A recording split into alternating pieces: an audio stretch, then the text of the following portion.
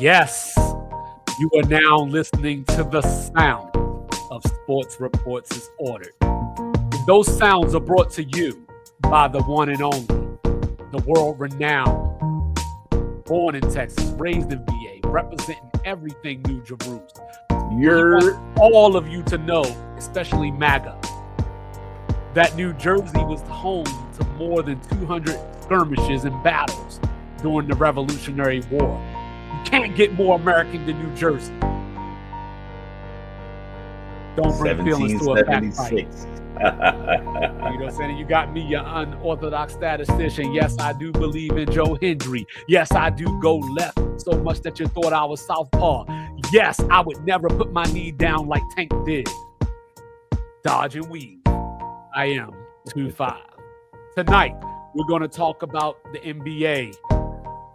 What is going on in LA? LeBron James and Stephen A. Smith. We are going to talk about the NFL. There were some trades. There's some movement. There's some rumors. And there's a quarterback out in the Bay that wants to get paid. We're going to talk about it. So do me a favor out there. Like, review, subscribe, rate, share, and do all the free things. Do all the good things and grab you a liquid death. Do that. Holla. Let's go. So, Mr. Logical. I said that I was going to pull up something. Got it. So I'm going to pull it up real quick. You know what I'm saying? Here we go. Bear with me for a second. Here we go. Pardon me, as they say up north. You know what I'm saying? Oh, I knew he's going to set me up. Yes. So SGA, Jokic, of course, they play this weekend. They play twice on Sunday and Monday. So, Mr. Logical, what I want to do is talk about who should be the MVP. Or do you want to throw somebody else in there? I doubt it, but do you want to throw somebody else in there? Realistically, the MVP award is a narrative-based award. And I think one of the major ones is you become a good player and you're mentioned in the conversation amongst the top 10, top 12 players for a year. And then you go from being mentioned top 12 to being in the MVP conversation. Meanwhile, a guy that was already top 12 a couple years before, now they're front runners. So SGA has been mentioned in that top 12. And then last year he was in a conversation, but you had guys like Giannis, Luka, and then ultimately Joker were already kind of like in their own MVP stratosphere. I think now he's jumped into that race. And I think he's leading that race. And ultimately, everybody else has gone on this path. This is how they got their MVP for the most part. We remember Derrick Rose had like the 60, I think it was like 62-20 with the Bulls, and it was like such an outstanding season. He got it. But ever since around Giannis got his first one, it's been one of those, all right, you come on strong the year before, you have an MVP like season the year after that, and then by the third year, you win it, especially if your team success increases. And having a 10 and a half game lead in the West really puts a feather in his cap for SGA to be the MVP. You know what's crazy to me is that if Joel Embiid didn't get on TV and just whine for weeks, Jokic would have 4 MVPs in a row. But Embiid was in that same mix. It was the whole he came on like he finally put some good seasons together, and then he was in the conversation. Joker won it. And then the following year, he was like, well, I've kind of surpassed, because I think Giannis won, because what was it? Giannis won the finals in 2021. Mm-hmm. And then Joker won MVP 2022.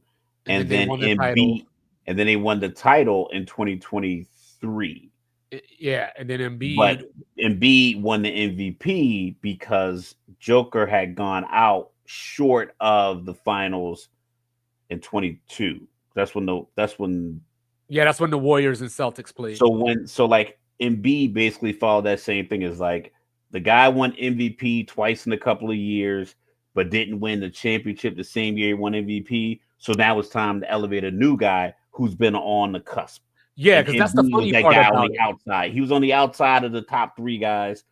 And then the year but he didn't win it. So Joker didn't win the championship. So now he feels like, okay, cool, now it's my turn.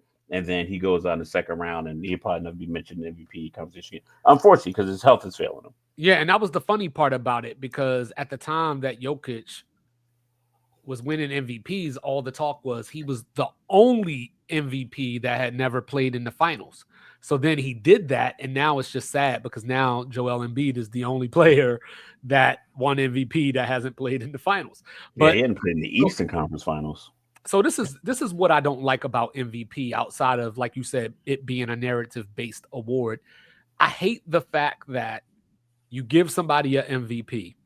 Correct. They do even better, and then they can't win the MVP. So, like, for example, last year, I thought SGA should have been MVP last year. Correct. Over Jokic. But it's hard, right? Because you look at this, you know what I mean? He's a center averaging a triple-double.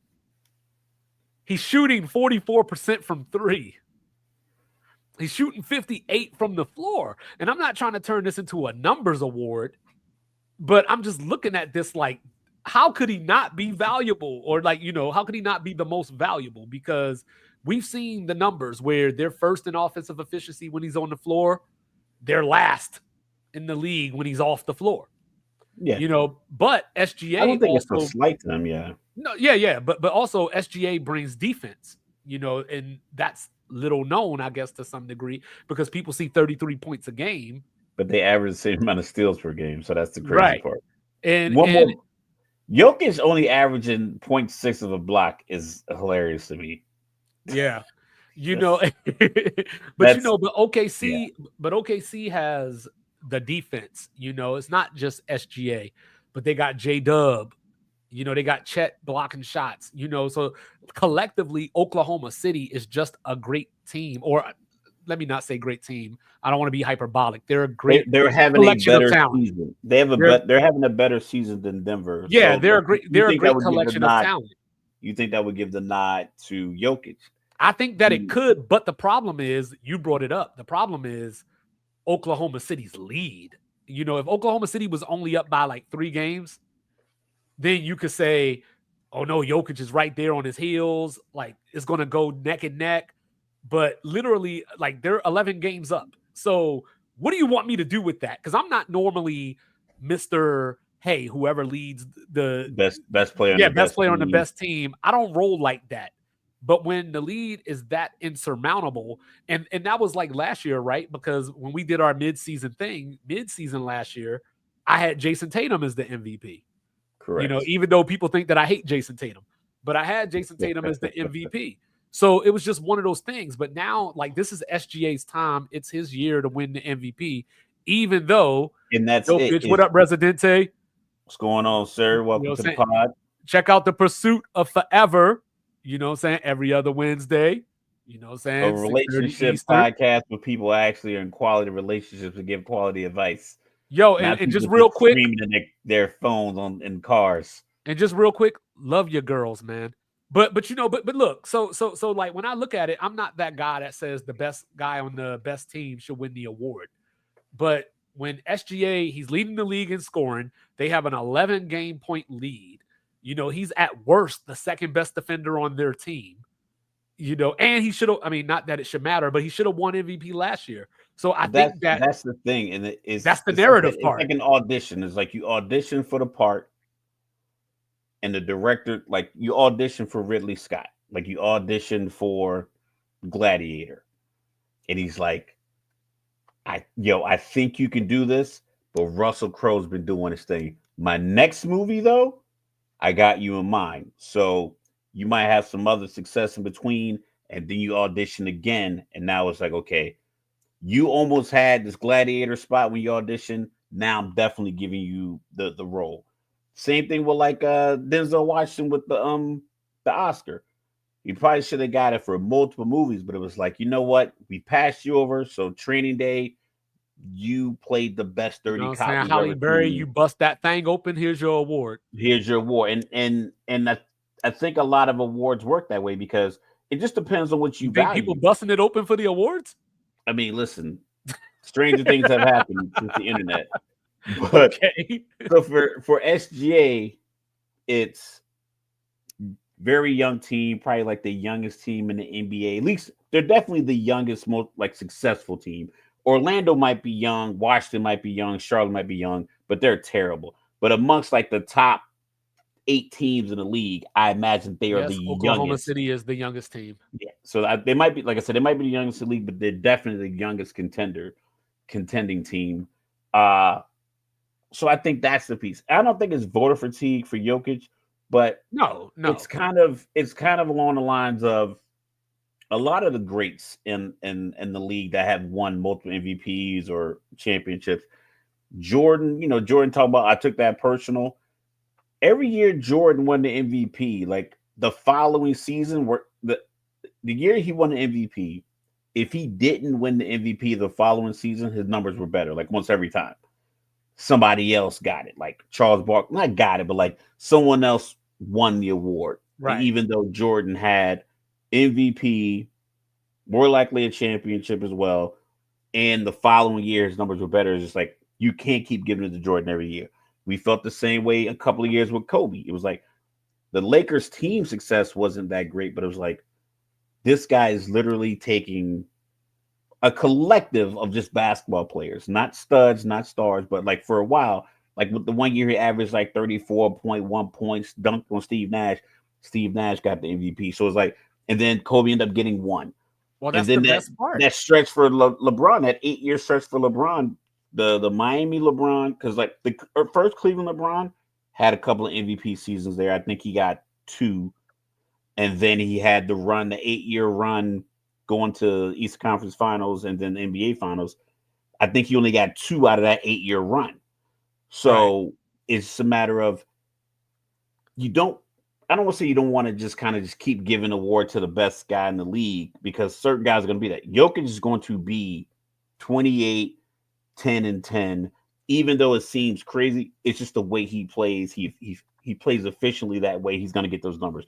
Just the same way LeBron's going to be 26, 27, 7 and 7. Luka's going to get you 38 and 8. Like certain players are going to get you that. You have to look at other things like youngest team in the league, the lead that you have in the West, the amount of talent that's in the West, the amount of quality your top 4 teams in the West are, you got OKC, Lakers, Nuggets, Grizzlies, Rockets right now are 38 wins. So 1 through 5 all have 38 wins. The East 1, 2, and 3 have more than 38 wins. So It's like that. So you're just looking at the competition. There's not that many bottom feeders out West, and more of them in the East. So with all that, it's like, hey, you guys have this lead. You are the leader of the team, and like I said, it's not his time. I think he going into the season, they knew it was his moment, and he took it and ran with it. Well, the best part is, like I said, they play twice, this weekend, Sunday, Monday. So if it ain't cleared up yet, it might be cleared up after that. They've both shared. Well, even if Jokic wins both of those games, they're still going to have a 9-game lead on them. Well, I think it depends on how it looks, though.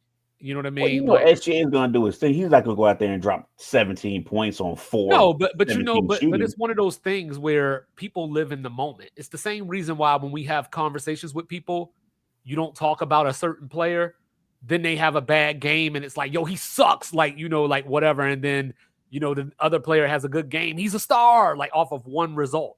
So if Jokic comes out, if it's close, like the Embiid, that's what I'm saying. But Jokic, that's when Embiid didn't go to Denver, so people felt like, why? But he had already put like the 50 on Jokic. I think people were close. Like 44, and I believe people felt like Jokic couldn't sustain that level of play. But now we're seeing like, oh, you're gonna have a Jordan, Olajuwon, prime Shaq, LeBron kind of run where we're just going to put you on the court and say, you know what I'm talking about? This guy's going to get you 29, 10, and 10. Like we know that better Cups. My bad. Better Cups. You know what I'm saying? KD in their last game, they're playing the Nuggets right now, of course. Yeah. So that's probably what you're talking about. I'm not watching, but their last game, they came back from 22 down on the Clippers. You know what I mean? Yeah, but I So think he was talking about KD was talking about the fans. He was like, "Yo, don't boo us." Like he's like, "It'll affect us more if you just stay walk out and home. leave."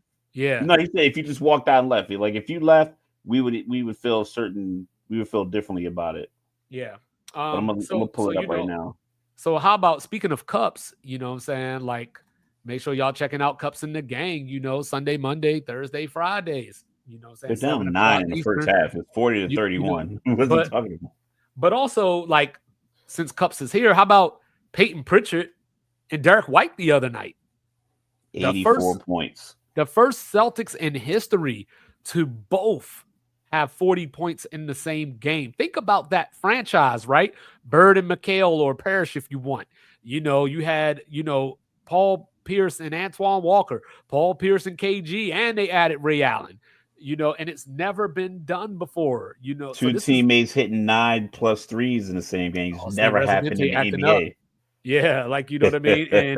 And I think it was Colin Cowherd that was talking about, are the Celtics better without Jason Tatum? Because there's something like 18-5, or I don't remember the exact number, but Yeah, he but says there stuff like that because he like does. that's He says yeah. stuff like He that for also a did reason. like the backwards hat on quarterbacks until Shador did it. Now he's all cool with it. Yeah, you know what I'm saying? But this guy's trolling on our shows. How you do this? I like it though. Yo, honestly, I think that's the beauty of Boston. I know Charles Barkley said that Cleveland is going to the Eastern Conference Finals. He said he's stamping it right now, early March. I'm with him. I think that's the piece that's the part that Boston has on other teams. And we talked about winning the NBA Finals in the fashion that they won last year, like losing it in 2022 and then having the near comeback in 2023 and then winning it all in 2024 against an all NBA caliber Luka. Granted, he was hobbled and they were attacking him, but to win it in 5 games with the hustle and all these Yeah, guys my playing a favorite player role, didn't show up either. it's starting to be a lot of guys. Kyrie's missed a lot of open looks, but I think they were just kind of out of rhythm. Boston's defense probably does that, and Boston's offense, because the Tom Brady would talk about my favorite receiver is the open one. I believe Boston truly believes, like, yo, Hauser, listen, we don't care if you do anything else. Play the best defense you can against whoever their wing player is. But on that catch and shoot, you don't hesitate. You getting 10 shots. They all from behind the arc. They're going to be 2 in the first, 48 2 a in the game. second, 3 in the third, and 3 in the fourth. We're getting you 10 threes. You put them up. Try to hit 5 out of 10 if you can, but we'll take 4 out of 10 Right. just to stretch the floor. And I think Boston can do that more. I like Cleveland's bench. I like what they're doing, but we talk about this all the time. They're playing different teams every night for all these 82 games. It's rare you get a back-to-back. So you can play Washington and then beat Detroit, and then you go on a little Western run where you're playing Memphis, New Orleans, Houston, Dallas, San Antonio. Disrespect the Pistons after all this time. No. I'm just saying, like, you're playing different teams. So if somebody gets a read up, on Mike? you late in the third or late in the fourth or middle of the fourth, it's like, okay, they can't lock that in and then see Donovan Mitchell again tomorrow night or in 2 nights and apply it. Where right in Boston, if somebody has a tendency, like one of these guys that comes off the bench has a tendency to get grabby, well, at home, Jason Tatum, you're probably gonna get that call. So when you switch this guy onto you, he gets a little handsy. Well, take him to the cup. Now you're getting easy free throws. So like little things like that can happen in a 7-game series when you're playing about 7 games in 11 or so days. Yeah. So what I do like, in addition to the One Mic podcast, you know what I mean? Mondays and Thursdays, noon Eastern. What I like in addition to that is the pickup of DeAndre Hunter, because that was the thing that Boston had, right? They had Tatum and Brown that could just gang up on you on the defensive end. But Cleveland went and got DeAndre Hunter. You don't necessarily probably want him on the floor with Isaac Okoro for long periods of time. But during the course of a game, if you could find minutes, that's a deadly defensive combination. Just don't let Okoro shoot the damn ball. Like, say, like, don't shoot the damn ball. The 1 versus 2 matchup, I just believe Boston, because they have 3 years, so what's pretty much the same supporting cast. They know. I I think it's more instinctive. Hence why But do you Derek think White and Peyton Pritchard put up 84 points. Do you think that the fact that the game 7 wouldn't be in Boston kind of leaves it up in the air a little bit? Well, like you said, I don't think there's not a because guy Cleveland is intimidating, but it's just not Boston. Yeah, it's not Boston, but like I said, I think Boston's matchup. There's not a guy on Boston's rotation that you can leave open because Cornette's not going to be anywhere near the 3-point line. He's at the rim, 2 hands up, trying to block shots. So you can't leave him open at the rim because he's 7 feet tall. He's gonna get a putback. Hauser's going to shoot it. Pritchard's going to shoot. He can handle the ball. He has a bit of a green light when he's running that second unit. Obviously, Tatum and Brown are 2 dynamic $300 million. I'm going to ask you a serious question, and I don't want you to laugh. Does Donovan Mitchell have another gear he can get to? I think Donovan Mitchell plays great in the playoffs. I think he's a matchup nightmare. I think he's a little shorter than some of these bigger wing guys, but he's strong. You can see he puts a lot of work in the weight room, and he's explosive. And I don't think you need another gear. Like I don't think there's like another level you need to get to when you have. Do you think Darius Garland has another gear? It's just a matter of are you consistent enough in the postseason to recognize the adjustments that inevitably need to be made on your end, good, bad, or indifferent, no matter what the result of the game is. Game 1, if you lose game 1 at home, 110-103, can you come back game 2, not think about game 1 and make the adjustments you need on whomever? That's that. I think Boston, because they've been through it. I think a game 1 loss for Boston and Cleveland, they'll go back to the locker room like, hey, they're home. This is their first, the highest level of success they've had in a long time. So we're gonna have to battle back. We've been in this position. We're gonna win this game, and we're gonna take both at home. And we'll win game 2. We'll hold home court, and we'll come back here up 3-1. Yeah. So I think that's a real conversation that they can have in Boston, because everybody's shot a pressure shot. Everyone's played. They played a tough NBA Finals. The thing that scares me about Cleveland, and I mean like negatively, is the fact that they went to 7 with that Orlando Magic team last year. I know that Orlando Magic team last year had a great defense, probably top 2 or 3 in the league, but that Orlando Magic team could not shoot the damn ball, which is the object of the game. And you still went to 7 with them. So that scares me that you're a year removed from that. New head coach. So maybe there's something in the, new voice. Yeah. So maybe there's something there, but that's just something in the back of my mind. But, hey, Jalen Brunson is out for the next 2 weeks, ankle injury late in the game against the Lakers last night. So it's about Kitty Cat, but I want to stop there. Let's talk about Kitty Cat for a second. Draymond Green, you are a podcaster now. I need you to fact check. And I know you was just trying to be funny. I know you was trying to talk shit about how Cat was trying to duck Jimmy. But, the man was at a funeral. Draymond acts like a guy who hasn't. Media, bro. Draymond's played in what? 7 NBA Finals? 6 or 7? 6, because they lost to Toronto and Cleveland. Toronto and Cleveland. So he's played in 6 NBA Finals. There's a catalyst on 4 different championship teams. And then he comes out here and he's like, why are you concerned about Cat ducking Jimmy? It's irrelevant. It's not like Cat's on your team and you needed him to be there to beat Jimmy Butler on the other team. Jimmy's on your team. So if he's ducking him, it is what it is. It's not like you guys are in the same conference. It's not like, hey, I'm planting the seed so when we meet again, and exactly, fake bully. When we meet again in the playoffs, he guys edge up. If you was talking about like Malik Monk or somebody out west or SGA or something like that. Bring up a Kentucky dude, 2 Kentucky dudes for no reason. I'm saying, listen, Kentucky got a lot of talent in the NBA. I can say AD. I wouldn't even think about Kentucky. Come on, man. We talk about Cat. We talking about the topic is about Cat. So he a Kentucky guy too. So no, we don't claim him. Yeah, we don't claim him for blowing that undefeated season. Yeah, so it's just a matter of like I don't understand the whole. I don't understand. You know what the crazy part is? In the media, already in the line, like acting like I got to do other shit to stay in the line. Like, yo, your name is Draymond Green. I don't think there's another Draymond on earth.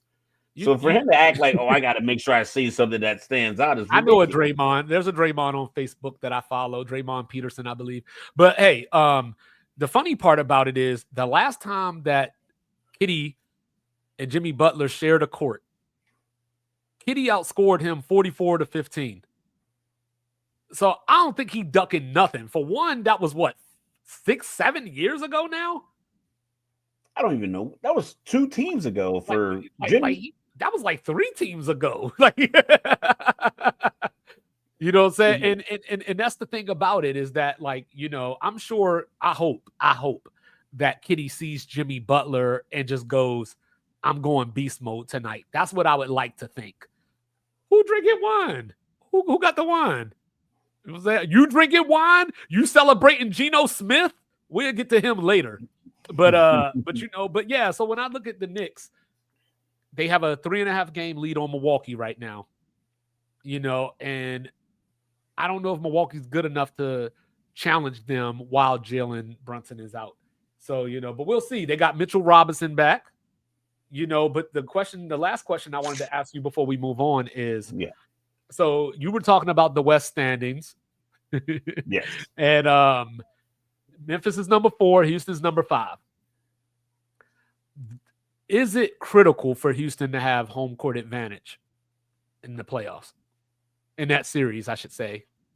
Against Memphis? Yeah, whoever finishes 4, like if they finish in the 4-5, does Houston need to finish 4? If somehow Denver ends up 4, then they better claw and try to get Denver to fall to 5, just because you want the Houston sea level oxygen versus that 52-80 you get in Denver. Like I said, people, if you've never been to this mountainous area out west, it's a glorious place. Wyoming, gorgeous. I knew friends that live in Montana, loved it. Utah, like living in the picture. Colorado, same way.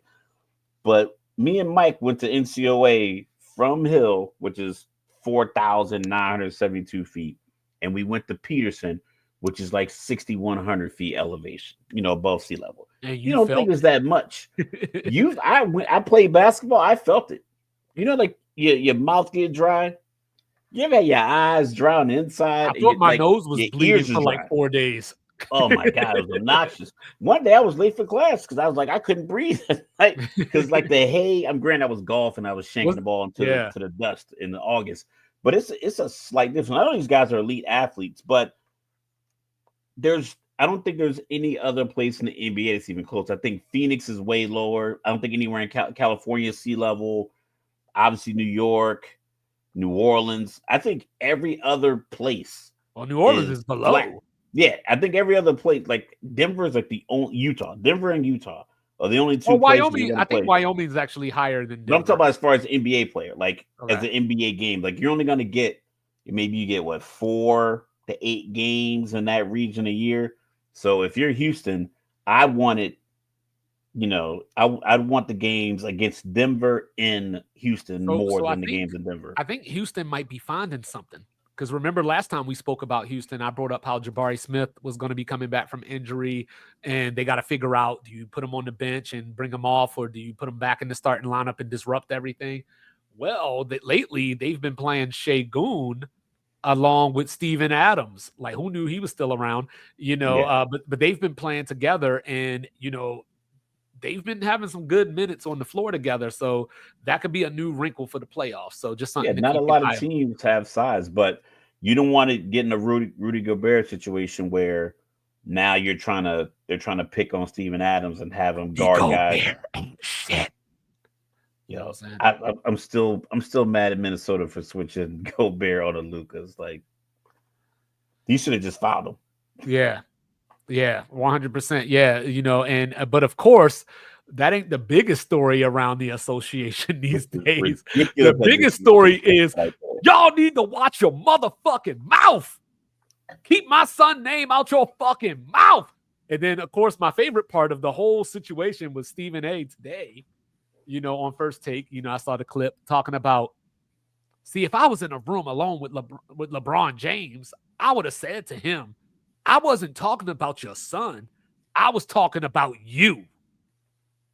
They used a B-roll clip of like Bronny missing a bunch of layups or something. They was talking about that. Here we go. By the way, so I have a Kevin Love tweet here that I think like kind of like he's just trying kind of to fit in now. Kind of like locks in what like I was thinking when I saw it, and then when you sent me the Twitter clip of Stephen A addressing whatever happened. So Stephen A put out a tweet that said, I didn't want to address this. I wouldn't have either had it not gone viral. Now I have no choice at First Take at 10 a.m. Eastern. Then Stephen A. Smith shows blah, blah, blah, blah. Kevin Love replied to that was like, you have no choice, LOL. You didn't want to have to, LOL, because it went viral, LOL. You wouldn't have to, LOL. And what I'm saying is like you had a 10-second interaction with someone and saying, listen, keep my son's name out your mouth, whatever the case may be. Whatever that interaction was. You didn't need a 10-minute soliloquy to talk about it. You didn't have to go on TV and talk about it. You're Stephen A. Smith. You are the sports media voice, face, icon of our current space that we all operate in. You are the pinnacle of this. Short of Tom Brady getting $37 million from Fox, you're up there. I think Charles Barkley gets 21. And Stephen A. Smith gets like 20. But I think his reach is further, considering that all he's ever done has been a journalist. Those other two guys were Hall of Fame athletes at their sport that are very popular in this country. You were a journalist, and you got to this point where throw your paper towels up. Yeah. So I just feel like he talks about, this person should get more coverage. This team should get more coverage. This person's like, you are the coverage. You drive that. So instead of you talking about you think Bronny shouldn't be in the league and how LeBron is dragging him to these situations that's embarrassing him, is like, talk about Caitlin Clark. Talk about Angel Reese. Talk about the Cleveland Cavaliers. Talk about anything else. Hey, side note, Angel Reese threatening a lockout. yeah, because so many people, and then like, listen, you let the women in the WNBA get their shit together. She can't. I don't know if you saw what Residente said. He said if the WNBA walk out, they ain't playing another game. They're not playing again. But I think so when Stephen A. Smith talks about he had to address it, like, no, you want to address it because people are going to tune in. He didn't talk about any other topic that they're going to talk about on First Take. I don't watch the show because BSPN is just not really rocking with me. Shout out to Jack on that one. But it's just, you didn't have to address it. He wanted to address it because he needed to, because we've seen him multiple times talk about guys who got traded away from teams because he doesn't do his own research. He's just a talking head, and he's good at it. But you can have other things going on. You can talk about anything you want because you're on the biggest platform for it. So I just think it's kind of bogus. I'm a slightly disagree with that. You know what I mean? You know damn well in the world that we live in, if Stephen A. did not say anything about that, people would have been on his neck. People would have been like, you talk about everything else. You always yelling. You always bloviating, to use his word against him. Yeah. Like you're doing all these things. Had Stephen A. not said anything, it would have like the story wouldn't have went away. So like I do believe. But is it a story that required him to send a tweet out about it? Are people not going to watch it? The people who watch First Take, did they need to tweet the night before? He had to get the people that don't watch First Take. I still didn't watch it because I still didn't watch it either. Take. No one's going to watch First Take. He, for some reason, and I think a lot of people believe this because I say this at work all the time because I work with a bunch of I'm a retired guy. I work, there's a few retired people in the building, and then you got the active duty people. I'm like, all of you need a person in the building that can just say, "Hey, man, that's bullshit." When you guys are having these meetings, because none of you have like the gumption to say it. I'm telling you, like Steven, this shit didn't need a tweet. You didn't need to tweet it out. You're not gonna get new fans to your show because you're talking about LeBron again. All you talk about is LeBron. So if you had 1 million people, but that's the thing. What was he gonna say? What was he really going to say? Like, maybe I'm just speaking because I'm an old man. I'm like, what is he gonna say? I'm gonna fight LeBron. Well, so like the one thing that I gotta call Stephen A out on, you know what I mean, is he did the whole like, Rich Paul got my number and Maverick Carter got my number. But the last time one of those called him, he went on TV and called them soft because they called him for criticizing LeBron. So they ain't gonna call you again. Now, this is my thing, right? So I'm gonna look at this in two ways, two different views. First view is if I think you said something out of line about my child or me as a parent, you don't get to tell me how to react. You know what I mean? Yeah.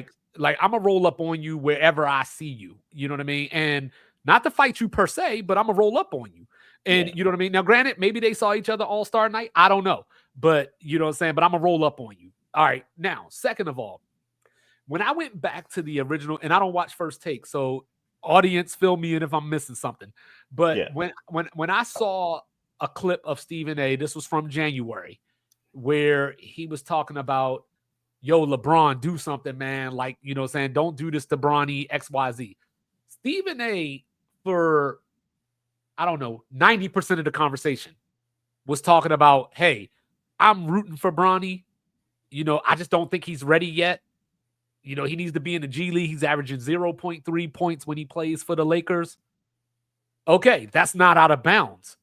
But the part was when you said, as his father, you need to, because now you're implying that he's setting his son up for failure. But that's where the plot thickens, because he did set his son up for failure. We talked about this where he was talking about, oh, Bronny's better than half of the stuff that I see on the ticket right now. Oh, Bronny could play for the Lakers right now. So when you say those things, you are bringing unwarranted stuff to your son, which you probably want to do because you're an attention whore yourself. Okay, I'll give you that. But let's keep it a bean. The season started 5 months ago. Is my math right? So the Bronny conversation, yes, isn't fresh. It's not new. So LeBron's like, dog, we get it. I see his struggles. We see his struggles. But the only way to see if he's overcoming these struggles is to put them in situations where he can overcome these struggles. So if he's not overcoming the struggles, cool. We can deal with that as an organization. I don't need you, the journalist, to tell me, one of the greatest players of the sport that's ever been, how to handle my son, who I've raised his whole life. You don't need to keep using me for clickbait. So I'm going to approach you, all 6'9", 250 plus of me, and like, listen, cut this shit out. Because we talked about the clip of the face of the NBA thing that he's talking about. LeBron's 40. I'm telling y'all, when y'all hit 40, he's a man. No, not the bite gun and shit. But it's like you get to a point where it's like, you know what? I don't want to hear this no more. I'm addressing it, and I'm addressing it publicly. Like I told you, I had an interaction with one of my son's coaches a couple of times over like the last few years since I hit 40. And I walked up on the coach like, listen, man, whatever you got to say to my son, just say it to him like a man. Don't do this passive aggressive shit. He knows what's going on out here. If you want him to do something, talk to him like a man. I talk to him like a man. I don't talk to him like a 13-year-old or a 12-year-old or a 14-year-old, whatever the age is. Talk to him like a man.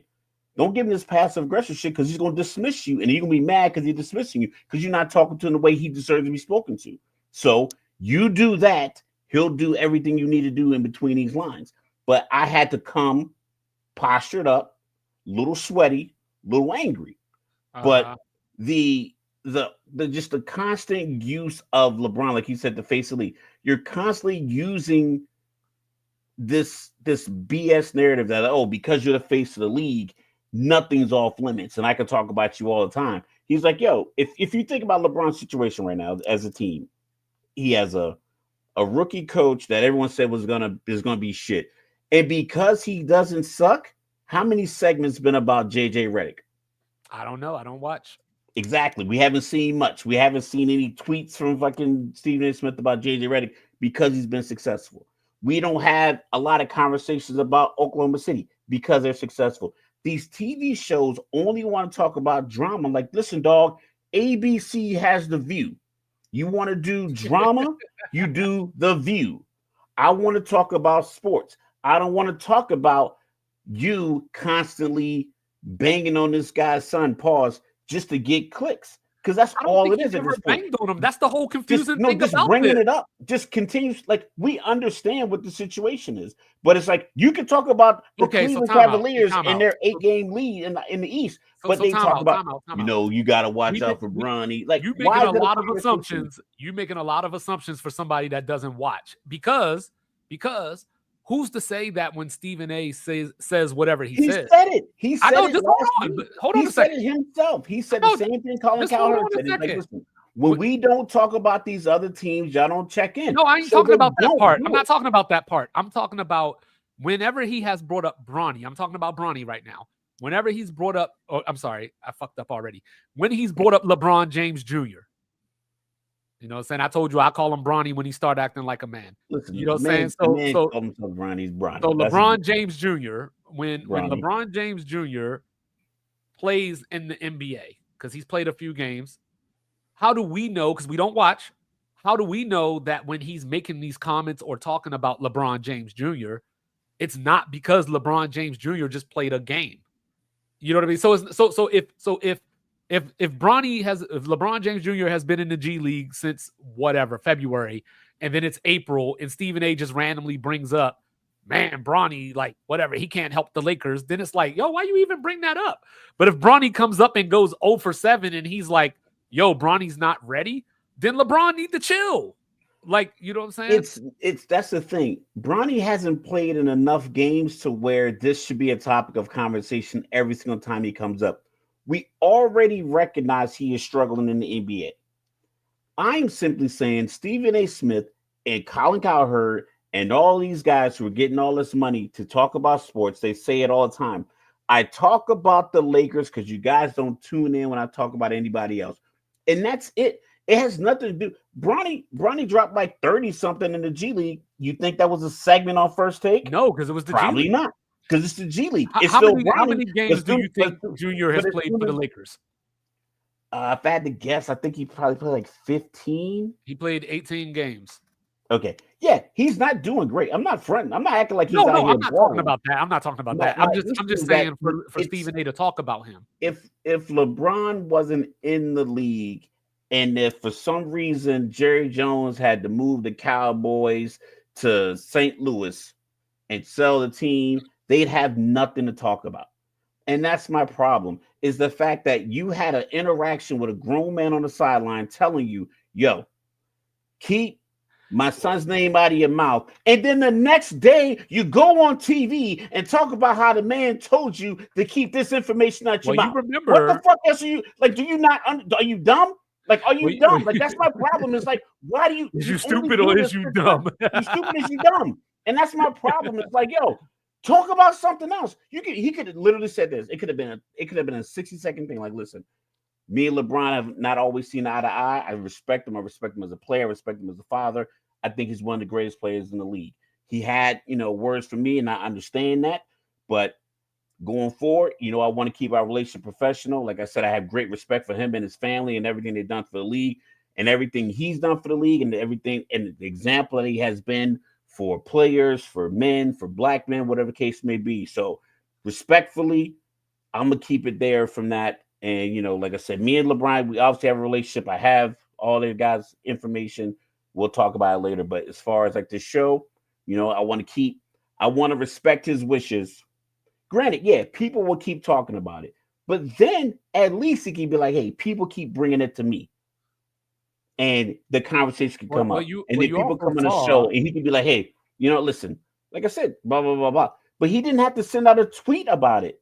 That's I agree with that wholeheartedly. But but so that's the epicenter of the problem is like the fact that you're clamoring for attention when you have the biggest platform on planet Earth to talk about sports. On the things that you brought up, though, I would be remiss if I didn't bring up, apparently, Perk going bust Chuck's head. Listen, I get it.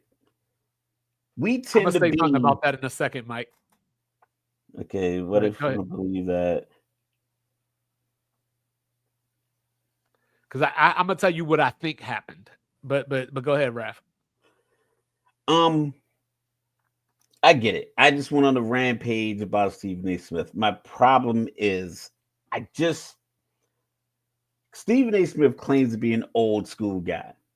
And I get that he's navigating this new market. It's a market you and I are trying to figure out. Just like how do we expand our audience?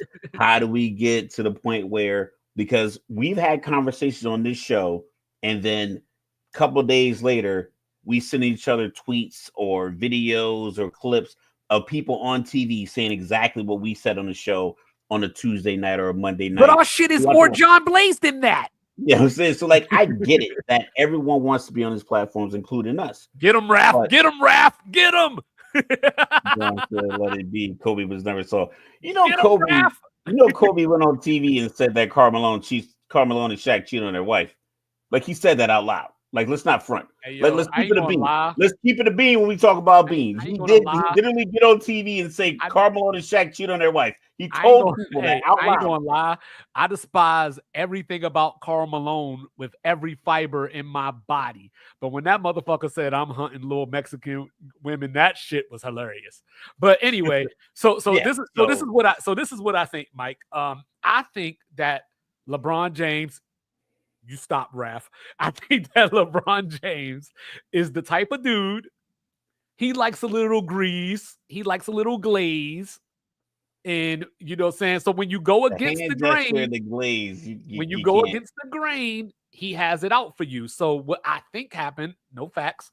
What I think happened is Stephen A. was one of the people in the media that didn't really talk negatively about LeBron for a long time. Now, when he did start talking the negative, I don't know if something happened, or I don't know if just whatever. Like Stephen A. started talking more negatively about LeBron, and then Stephen A. is like, "Oh yeah, LeBron didn't talk to me. Like we just walk past each other, say what's up. We don't got nothing going on. Now Draymond and them ain't talking to him because of this whole situation or whatever." So I think that we're starting to see that because remember with Kevin Love, right? They're not talking to LeBron. They're not talking to Stephen A. But remember with Kevin Love, for example, LeBron did the whole, why fit out when you could fit in and all this kind of stuff. Now Kevin Love's, hey, so did you have a choice? Did you have that's his dude. Like, I mean, I think, like I said, Kevin Love, he kissing that ass. Kevin Love's tweet aligned exactly with what I was thinking when you sent me the clip. It's like, you don't have to go on TV and people got LeBron because that's not sports talk. Try to get on his good side. The same way that I brought up Perk, right? The same thing that I brought up about Perk. Perk was Mr. LeBron James. For everything people think that Skip Bayless does, Perk was the antithesis of what Skip Bayless was doing. Perk said one thing about Bronny one time, and then that shit went down south or whatever you want to call it. I think people are forgetting that is that man's son. So yes, what? Stop being a bitch. People are allowed to talk about your son as long as it's basketball. I ran up on fucking lacrosse coaches talking about my son. If they are talking about basketball, I can talk about your son. Just like I said earlier, right? Just like I said earlier, I joke around on here and I be like, "Yo, Julius Randle can't play." Don't try to be my buddy. Don't try to be my buddy. It's not about being buddy. It's just saying what you. Okay, so time out. We talked. So before we came on, right? I was talking about Josh Allen. I'm a Josh Allen fan, right? There's going to be times that I say negative things about Josh Allen. There's going to be times that I say positive things about Josh Allen. That comes with the territory. I make jokes about Julius Randle, even though they're not really jokes because I think he sucks. But I don't disrespect him on some like, yo, he's a bitch or like I think any of this. Yeah, I but just you say also I don't don't think like that his use game. him for. You don't use his star power to get your buzz. You don't use his connections and resources, whatever the case may be. You Right. don't use And that's what him I'm saying. to ascend to your position and then If switch up. That's my. I if you think people say are just kind of something negative forgetting. Like, about listen, Bronny and it whatever has to you do with say about basketball, that's LeBron, his shut up. son. That he's gonna say it. He's gonna have his feelings about it. I understand how he feels about like you talking about. Okay. So your son is out here, in the NFL or something, and some reporter is like, "Oh man, I don't know, man. I don't think he's built for this." Like you're gonna be like, "I'm going up to that station tomorrow." Listen, once again, I am not a person that says I would do this, but I try to understand in the framework of like this I man. don't understand it. Well, if you think about all of the media coverage LeBron has had for his whole basketball career. Yes, it has made him a lot of money. It has gotten him a lot of acclaim. It has put him, his son, his other son, and his daughter and his wife in a great position. I get all of that. But it's not as if he can't be like, listen, dog, come on. Like, we get it. Can you cut it out? Like, it's getting excessive that everyone's like, we see whatever level of success Bronny is currently having. But you did it. He went to the league. He's trying to make He's his the life one better. that said this dude is better than what I'm seeing on the NBA ticket. Yes, He's and the one that said that this a dude couple, could be on yes. the Lakers right now. He has a confident dad. LeVar Ball. That's fine. Okay. Time Time out. So what do we do, right? What do we do, right? If I sit up here and say, yo, Oklahoma City is going to win the title, which I said back in July. You know what I'm saying? If Oklahoma City doesn't win the title, people are going to be like, 2-5, what the fuck was you on? 2-5, what was you think? You think I'm supposed to be like, bitch, I'll punch you in your face. You know what I'm saying? Like, what the fuck? But I won't because I ain't built like that. It didn't pan out. Like legit. Dick riders. Can we stop saying dick riders? We're grown men. Can we stop saying dick riders? Can we stop saying Glizzy, and Glizzy and Glazing? Can we open up the dictionary and have a like? I'm sick of people saying dick riders. If you don't like someone, you don't like them. I get it. But my problem is people are using these celebrities for clout and acting as like they're not supposed to have human feelings. I don't want you talking about my son. I don't care how bad he is at the sport. It is what it is. Yeah. I can say, listen, I made the mistake, but make sure he got drafted 55th, whatever the case may be. But it's like, don't be fucking putting B-reels up, talking about him and everything else. I have the right as his father to be pissed off at you, considering. Yes, you do, but you don't have the right. How many times do you think Stephen A. Smith? How many times do you know how many people have said negative things about Bronny? How many times you think Stephen A. Smith has been in LeBron Camp's ear trying to get X, Y, and Z? Exposure and all these interviews and all this shit, and now he's getting to the certain plateau. Now it's like, oh yeah, man, Bron, blah blah blah blah blah blah blah. Yeah, but how many reporters and podcasters do you think have said something negative about LeBron James Jr.? Probably a lot. Exactly. He ain't flipping out on every TV station. He flipping out on. Hold on, wait. Let me say this one thing real quick. The same way that you're saying that Stephen A. is trying to use LeBron and Bronny for clout is the same reason that LeBron is going after him and not anybody else. He probably is like, listen, you don't need to. He's probably like, I got a camera. Let me go approach Stephen A. We have a regular retired Air Force guy podcast between you and I. Father of 4 podcasts.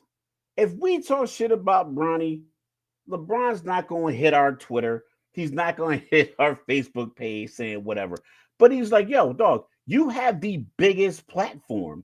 Why are you using your platform and your podcast to talk about my son? And yes, I'll admit, it might be too sensitive. But when it comes to your kids, some shit, some rules go out the window.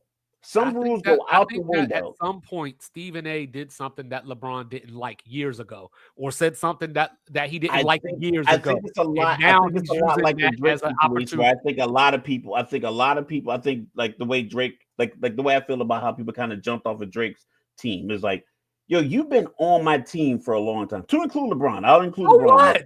Like you've been on my team. You've been my guy for a long time, and all of a sudden, like it doesn't seem to go my way. Now everybody's jumping ship, but then every time you need a click, every time you imagine you got a friend that every time they get up, I gotta think the think little about this. homie mask for that though. You got a friend with a gambling problem, right? So you got a friend with a gambling problem. You loan him $500, he loses it. You loan him another $500, he loses it. You loan him $1,000, he gets up like he gets $80,000, and you don't hear from him until he gets back down to like $2,000. Hey, Mike, what's going on, man? You always looked out for me. He's like, no, where was you at when you had $80,000?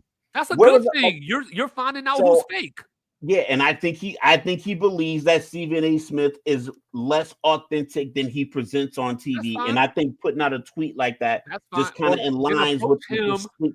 You know, like look. Like I said, if I'm pissed off, you can't tell me how to approach you. No, that's what I said originally. But you gotta, like just like you and me, right? We always talk about how something that frustrates us is when we're talking to people. And I'm waking my neighbors up. And they say something. They're saying that we said something that we didn't say. You know what I'm saying? So you're saying that no, I did not say that. I don't think Stephen A. said what LeBron thinks he said. So for one, before you flip the fuck out, especially when you've had going off of what happened in January, you've had 2 months that Stephen A. said whatever he said that pissed you off. You have heard that multiple times by now to where, yes, you were pissed off in the moment. You know what I'm saying? Yes, you were pissed off for a week. You were pissed off for 2 weeks. You know what I'm saying? But if it bothered you that bad, you probably went and listened to it again and you ain't hear what you thought you heard. That dude said, I am rooting for Bronny. I just don't think he's ready for the NBA yet. If that's enough to make you mad, turn the fucking TV off, turn the radio off, get off of Twitter and all that. If that's all that was said, it is what it is. But if he don't fuck with Stephen A. Smith, and this is just a catalyst, it's like the Will Smith thing. Will Smith probably liked Chris Rock, but he's like that particular day. You know what? This is too much. It might not even be fully about Stephen A. It might just be about the whole. Why he didn't get mad when Skip was calling him the frozen one? Because, like I said, you can't address everything all the time. But I think now he's looking like, you know what? Skip was on his ass for 15 years. But Skip sounded so ridiculous that no one was like, oh, you know what? Skip Bayless has some real valid points. And I got a ridiculous knuckle for you too. How about that? You know what I'm saying? So it was like, but people know, like I put it like this. When Will Smith walked on stage and slapped Chris Rock, it was like, listen, I know Chris Rock only said a couple of things, but it's added to the list of shit that I've been hearing from different vantage points. I'm like, you know what? I need to make an example. Like, listen, y'all gonna chill the fuck out, and this is gonna be my launching point. Let you know, I'm gonna slap Chris Rock on TV so everybody knows. Yeah, I'm gonna say these jokes. All I'm gonna say, I'm gonna say these jokes when I'm not around Will, because a lot of people had a lot of jokes to say. Not a lot of people went to the fucking Bad Boy premiere with jokes. A lot of comedians were real on Chris Rock's side in their podcast and wherever the hell they were. But not a lot of people went to these events and said anything in front of. Sometimes you gotta slap somebody. Listen, I was small growing up. I was 4'10" going into high school, but I had a mean right hand. So if you get out of pocket, I'm gonna hit you with it. And I think LeBron I'm gonna say is, I'm gonna do this in front of you so everybody else can get the picture. Like, you are the person that's gonna get this draft, even if it might not be fully warranted. It's like, you know what? Enough is enough. You here, you're my frustration. I'm targeting you, and I'm letting you know. You watch your fucking mouth, and everybody else should follow suit. Maybe they will, maybe they won't. But he's put it out there like, listen, if I get aggy with you later, you saw what happened in March.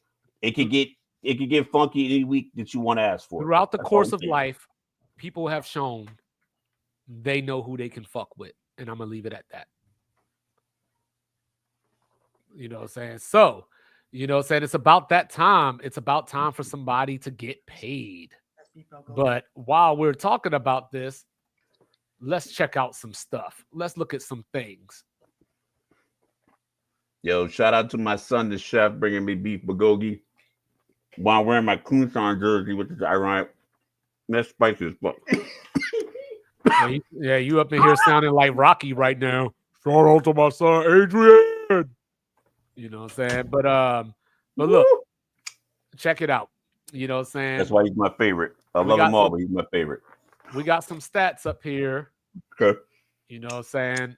So We got the one and only Tua Tagovailoa. On the right, we got one Brock Purdy in the middle.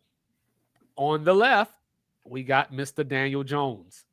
So the reason I pulled up Daniel Jones in particular. Oh, that's a surprise you had for me. You didn't tell me who the third guy was. Yeah. You sneaky motherfucker. So this is the thing that I wanted to do. So Brock Purdy's due to get paid this summer or this spring, whenever. And I was thinking about it because my initial thought was, is he worth the Daniel Jones deal? But then it was like, well, he's made an NFC championship game. He's made a Super Bowl, and was seconds away from winning that Super Bowl. So I can't treat him like Daniel Jones. Was he the MVP of that Super Bowl? No. Okay. No. I'm not saying but he didn't play like the MVP. So his presence in the Super Bowl shouldn't be I wouldn't even factor that into the contract. It's not about the presence. It's about so a lot of times we have conversations, more so in basketball, and we say things like, can you win with that dude as your number one? You know what I'm saying? So can you win with Brock Purdy as your quarterback? That's the question. You know what I'm saying? You made it to the Super Bowl with him. So you would think, theoretically, yes, you could win a Super Bowl with Brock Purdy. But that is also dependent on you having Charvarius Ward, you know what I'm saying, Lenore, and Greenlaw going out of that game was more, I want to say, glaring than Purdy's. Right. I don't think any team should just pay a quarterback the Dak money. I think the Dallas Dak deal is probably the straw that broke the camel's back as far as these quarterback deals, to the point where I'm very pro player. I talk about how I feel about authority figures and how I think if you're not using your position to be the best leader you can be when you're in a position of authority, then I think you're failing. That's just my personal opinion. It might be, tough ask in certain situations, but I'm in line with the owners here with this Dak $60 million deal and that being the new number. Because it was like, there's not a lot of teams that are successful when the quarterback is eating up 20, 30, 40% of the cap. It's just mathematically not possible, considering I know people talk about the quarterback having the ball in his hand every play. But if you can't pay your left tackle $20 million, which is probably like the going rate for a top left tackle, because you're paying your quarterback 60 and you got to bring in a rookie and he can't block Max Crosby, or he can't block Khalil Mack, or he can't block Myles Garrett off the edge. And now every game, your $60 million quarterback is potentially getting hit blindsided and fumbling the ball. That $60 million looks like it's being wasted because you don't have $20 million to pay the protection. You have, we saw it in the Super Bowl. Philly has two wide receivers that are getting top of the line money with producing top of the line stats. Devontae Smith, AJ Brown. Both of those guys caught touchdowns in the Super Bowl. Kansas City doesn't have any guy like that on their roster, and they were struggling to convert 3rd and 6. So you need the money to pay all of these guys to survive. Brock Purdy, because he's small in size, he doesn't have like an overly huge arm, so he's not a force multiplier. Even Kyler Murray has the arm to throw a guy open. Marvin's down there somewhere. I can get this ball over top of the safety in the corner that might be covering him. Josh Allen, that throw he had to, was it Dalton Kincaid in the AFC Championship game? Going back, getting blitz, he had the arm and the size and the stature to put the team in a position to convert that 4th down, but he just dropped it. Purdy got rushed by Chris Jones in the Super Bowl. Brandon Ayuk is wide open in the back of the end zone, but he doesn't have the physical tools to make up for that missed blocking assignment. And I'm not saying it's supposed to happen all the time, but anytime that happens, he ends up in a situation where it's a field goal attempt or a punt because he just doesn't have the stuff you need to get you over the hump. Okay, He has the stuff you need to run your offense effectively, but you got to have all the weapons. You need, like Nick Wright says, the Avengers. All right, so I updated it to their first 3 years. And now they're different positions now. Brock Purdy all the way to the right now, Daniel Jones in the middle, Tua on the left. So like Tua got 53 million. And we'll pull this up here in a second too. Yes. But Tua got paid 53 million. Daniel Jones got paid 40 million. Now, if you're just looking at numbers, obviously, you see where we're going here. Yeah. You know what I mean? The numbers. I don't know if you should pay Brock Purdy Tua money though. But that's what I mean. That's what I mean about the contract. Mahomes did the 10 years, 450. People thought that was crazy because it didn't fleece the team and put him in this Deshaun Watson like contract with not Cleveland. Cleveland's renegotiated this guy's contract more than I've updated my resume and my job in the last few weeks. It's like, it's ridiculous. Yeah. So with Tua, I think Tua got overpaid because they took too long to just pay him when the market was a little low. Like the Dak situation the first time. Dak situation the first time. I think Dak could have got 28 or 29 million if Jerry would have signed him before making him play, and then he breaks his ankle, and then you have to pay him like 35 to 36 because by the time Dak was able to negotiate, everybody, these other deals had already gone up. But it does. You know what I'm saying? It just depends on the situation because, like, look at Philly. Not the next guy up. It's what are you doing for me? I get it, but in my opinion, I think the Daniel Jones deal is the 12 through 18 quarterback deal. Like, I'm still offering that now to any quarterback. From 1 through 11, I think you can maybe get 42 to some of these guys. But the Daniel Jones 4 years, 160 is the max I'm willing to go for over half of the quarterbacks in the league. And most of them are getting way more money than that. All right, so the record's that way because he's only getting paid like $900,000. So when they can't pay Greenlaw, and they can't pay Warner, and they can't pay McCaffrey, they can't pay Trent Williams, and like some of these guys are just done. What does he do? How does he elevate the guys on the field? I just don't think he has it to do that. I don't think Daniel Jones was accurate enough. Yeah, I'm not saying the stats are bad. I'm just saying, I don't think he can. I don't think in the moments where you need a play that simply you are the guy, you can make this play. I don't think he has it. Yeah. So before I switch it over to the contracts, looking at these numbers, is there anything that either stands out to you or surprises you? I think quarterback numbers are misleading because every team throws the ball a lot. I think situations matter more. I think understanding where the blitz is coming from in certain situations gets you out of it.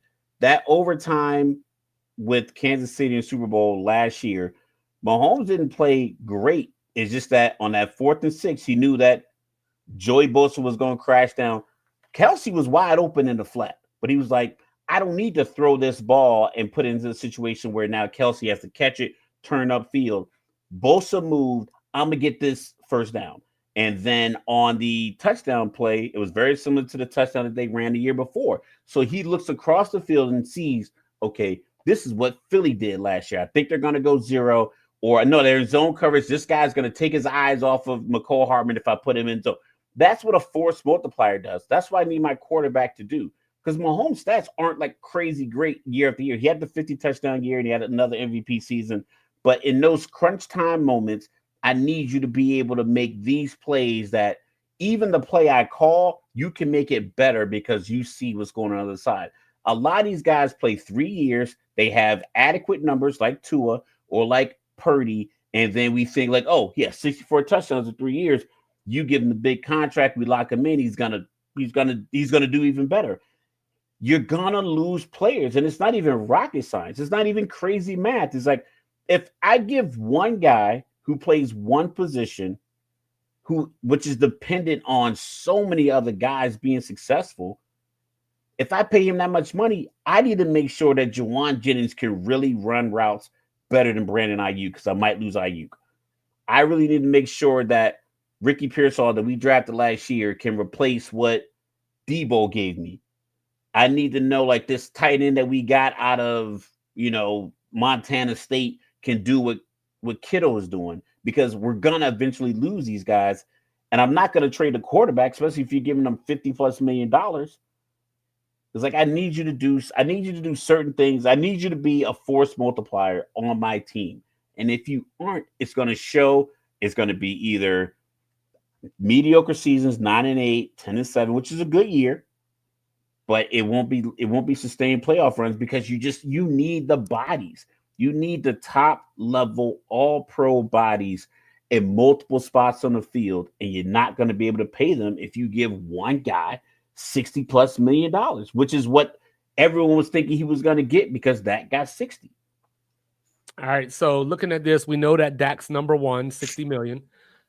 So here's 2 through 10, so as I look at this, I'm trying to figure out where Brock Purdy fits on this scale. And I'm not talking about the money per se. I'm just talking about looking at the quarterbacks and saying, who is he better than? Who does he have the potential to be better than? So hold on, Mike. So as I go to that, I go down the list a little bit more. And then I'm like, okay, this 10, 11, 12. Okay. Kyler Murray, Deshaun Watson, Kirk Cousins. I could see that. The Aaron Rodgers range would probably be disrespectful. So I think I could settle in that 45 to 48 range. Like, I'll pay you more. The only reason we will settle there is simply because he's a quarterback, not what he actually does for the team. He is a good quarterback on a great contract for the team. Once he becomes a good quarterback on a bad contract for the team will probably be bad. Look at these guys. Joe Burrow had an outstanding year, and he had an MVP season. But he's getting $55 million, to the point where it's like, you got 2 wide receivers, they can't pay both of them, and their defensive end who led the league in sacks. But they are paying both of them. No, I'm saying, like, collectively. No, I know. I'm just saying, like, they're not really paying T. Higgins. They're franchising him because they can't spread the money out, because they're giving so much to Joe Burrow, which they didn't even have the money to do. Jordan Love played 8 good games and a couple of good playoff games. He got $55 million. Trevor Lawrence got $55 million. He's on coach number 3. Tua, injury concerns. He has 1 good year, which he's an accurate quarterback, but he had career-threatening injury concerns, had a good year, and they gave him $53 million. Jared Goff, he's playing well, but is he $53 million? Well, no. Justin Herbert definitely isn't worth 52.5. Like, I get that the quarterbacks are getting this money, but I don't think I don't think any of these guys should be getting more than $45 million. I think every quarterback should be $45 million or less. These guys getting $55-60 million. It just doesn't make any sense. And it's not even about when I look at this list, there are things that stand out to me. Jordan he should take less, because he's gonna take this money. And the 49ers, who won 6 games last year because of some guys, they didn't have all their guys every week, which happens in the NFL. It's a war of attrition. You're gonna lose the injury battle. Philly was fortunate not to.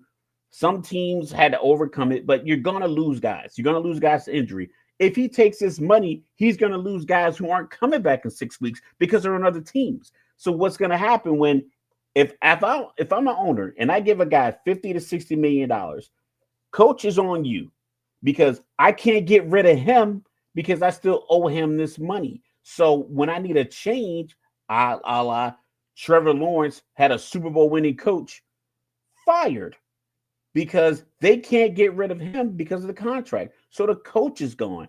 I just think it's not about me taking less money. I'm not in that position. Well, I'm just saying I for wouldn't me, offer him more money. I struggle with this conversation because I don't know what the difference between 41 and 47 million is outside of just doing math, right? I've never seen it. I've Like, never how felt different is it. your life if you got 46 million So, instead of 55 so, per so the year? Yeah. so the problem is you have players like Tom Brady, the greatest of all time, who took less money throughout his career. And Rob Parker makes this point all the time back when I used to listen to The Odd Couple. What did the Patriots do with the money that Tom Brady saved them? They went out and got Darrelle Revis one year. Like, what did they do with the money that they didn't take, or that Tom Brady didn't take? This is what they probably did with the money. They probably were able to keep 4 or 5, if we're using a grade scale. Maybe they kept Gronk. They kept 4 or 5 B-level players and they probably gave them less than market deals using Tom didn't take the most money.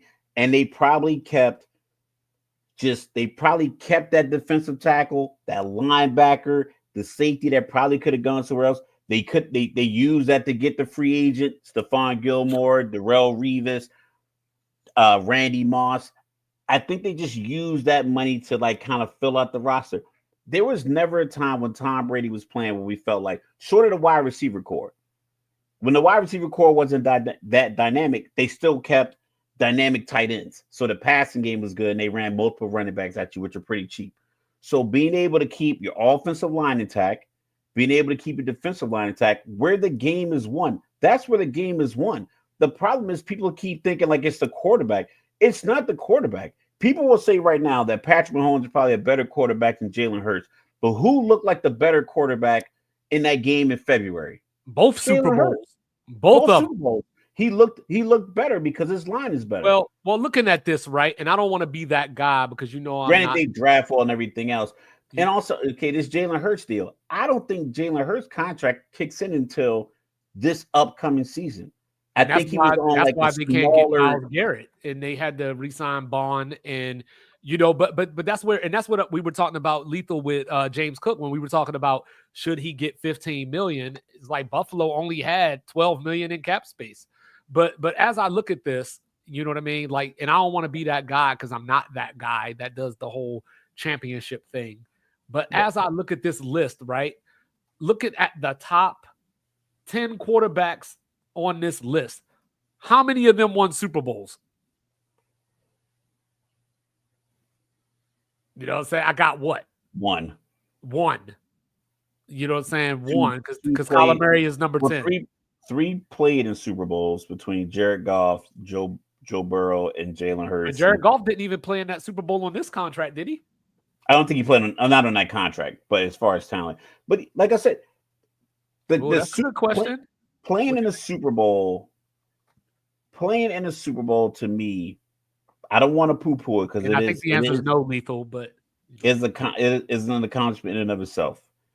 But the quarterback contract, like I said, at this point, I know the owners a lot of them have billions of dollars, except the Bengals. Apparently, they're only broke ass on an NFL owning franchise, maybe Chicago. But there's nothing disrespectful about you getting $45 million to play quarterback in the NFL. Anything above 45 is just too much. Look what Kirk Cousins did with his $45 million that he got from Atlanta. He played like 13 games. He played 5 in a row poorly and got benched for a rookie. What is Brock Purdy going to be able to do when Christian McCaffrey inevitably misses a game or two? Debo's gone, so that threat is gone. They're talking about trading Ayuk. They're talking about trading Ayuk. Kittle's a year older. It's like Trent Williams a year older, and I think he's still trying to he might even hold out for money. We don't know how that works. I just feel like the team in and of itself has a lot of holes to fill, and Brock Purdy isn't. I don't think he's the force multiplier that makes it happen. They're going to cut the check. it's inevitable. He's going to get paid because of his position, and I understand that. But that doesn't mean that it has to make sense to me. I So do you understand that think he's going to get paid, but I don't think his check should be. He should not be getting more than Matthew Stafford. so do you think and this is just a random question I just thought of as Mike and James are having these comments. Yes. Do you think that Brock Purdy, by being a 7th round pick, Mr. No. Irrelevant, all that kind No. of stuff, you don't even know the question yet? I don't think that factors into it at all. I don't care where he got drafted. I don't care. He's 6 feet tall. He's not mobile. He doesn't have a big arm. He can't. No. I was asking the question from Brock's perspective, not the team's perspective. You know what I mean? From the standpoint of money is going to be good enough. Yeah, like if I get 40 million, I mean, I'm not, if I get 40 million, I was the last pick in the draft. Is that good enough? I think 45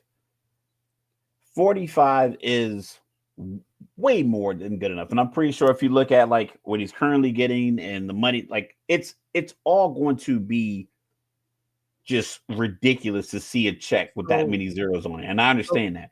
So, but Mike, hold on, real quick. So Mike and James, tell me, going to be real quick. Mike and James, tell me the number that the 49ers offer Brock that you would hold out over.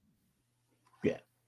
Like, what's your floor? What's your floor for you or Brock Purdy's agent, manager, whomever? You're sitting in the room. I think for me, it's 45. I think for me, it's 45. Like, I'm looking at this list. You know what I mean? You got Patrick Mahomes on there. 45 still puts you ahead of. I mean, I don't know if they think about it like this, but you're ahead of Josh Allen. I think he's going to get. Scroll to Jordan Love. Anything under Dak is. Well, if Brock Purdy wants 60, he can walk. I'll put it like that. Scroll up to Jordan Love. Like, Jordan Love got $55 million on his first contract. One playoff win he's set.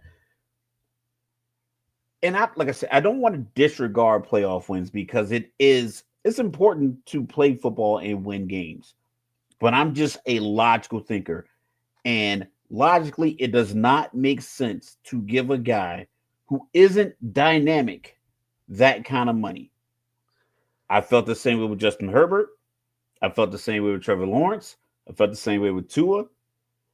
Jared Goff, I think Detroit was building something, and they have a young defense, but everyone got injured. So what happened was when you had to rely on a guy throwing the ball a lot, defenses, even the Washington Commanders that you talked about, don't have a great pass defense, look like stars because the injured Detroit defense kept giving up points to the point where Jared's got to throw it a lot. So of the top 10 guys, I think Dak's contract is too high. I think Joe Burrow is very high, but not too high because I think he's kind of like force multiplier for their team. I think Jordan Love and Trevor are getting too much. I think Tua's getting too much. I think Herbert's getting too much. I think Lamar Jackson got so disrespected in that process that $52 million is well deserved. I think Jalen Hurts 50 is well deserved. But it's going to eventually hurt them because they're not going to be able to pay multiple weapons. So here's a different question. Kyler Murray got paid too early and too high. Let's say the 49ers offer Brock something that he's not a fan of. He's just like, you know what, guys, y'all disrespected me. I'm out of here.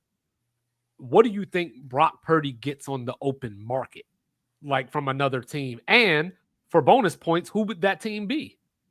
If a team wanted him, they're going to take whatever number the agent gives him because people are inundated and in love with the quarterback wins. But it's like the people just kind of, I think, honestly, John Lynch is, I don't know what the number is, but I guarantee it won't be that high. And if they lose Purdy, I don't think they're good with it. But I bet you they're not gonna outbid themselves to pay him $61 million. I don't think Tennessee would pay him $61 million. Like Tennessee still has Will Levis on the roster. I know he's and the not number one pick. And they got the number 1 pick. So they don't need to pay him $61 million. Give me a team, Lethal. Like so quarterback needy. So like no one's quarterback needy enough to pay him $60 million. So let me throw something. Let me throw some teams out there just for conversation. So if you're Minnesota, don't bring Sam Darnold back. You drafted JJ McCarthy. You got to see he's cheap. You got to see how it works. We've seen this play out. Like, it's not like a secret. It's not like I have inside information. It's like young quarterback that plays well with a bunch of Avengers around him is the best way to win Super Bowls. The best way to win playoff games. Russell Wilson went on that rookie contract.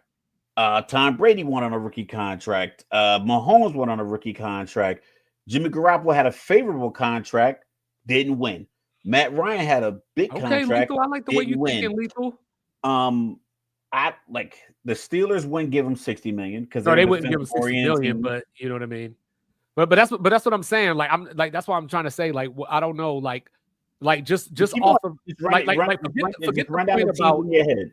And we'll go. Oh, hold on. Forget the point of how much money it'll you won or whatever. What do you think teams, the 32 teams in the NFL, whoever? What do you think teams will offer him as the max? Because I don't know if a team is offering him $61 million. You know what I mean? Like, I mean, if you show me a team, that gives him $61 million, I will show you a dumbass team that ain't going nowhere. Name a QB it didn't work for when they got Dak, Tua, Trevor, Jordan. Well, Jordan Love's still early, but Justin Herbert, Jared Goff, Kyler Murray. Scroll down a little bit. Kirk Cousins. Keep going. Josh Allen. AFC Championship. Like, okay. Aaron Rodgers. Like you're still a good team. 12, 13 wins. Like Aaron Rodgers. I think his extension came from Green Bay. Derek Carr didn't work. Baker worked. Geno didn't really work. And then you got Gardner Minshew at $12 million.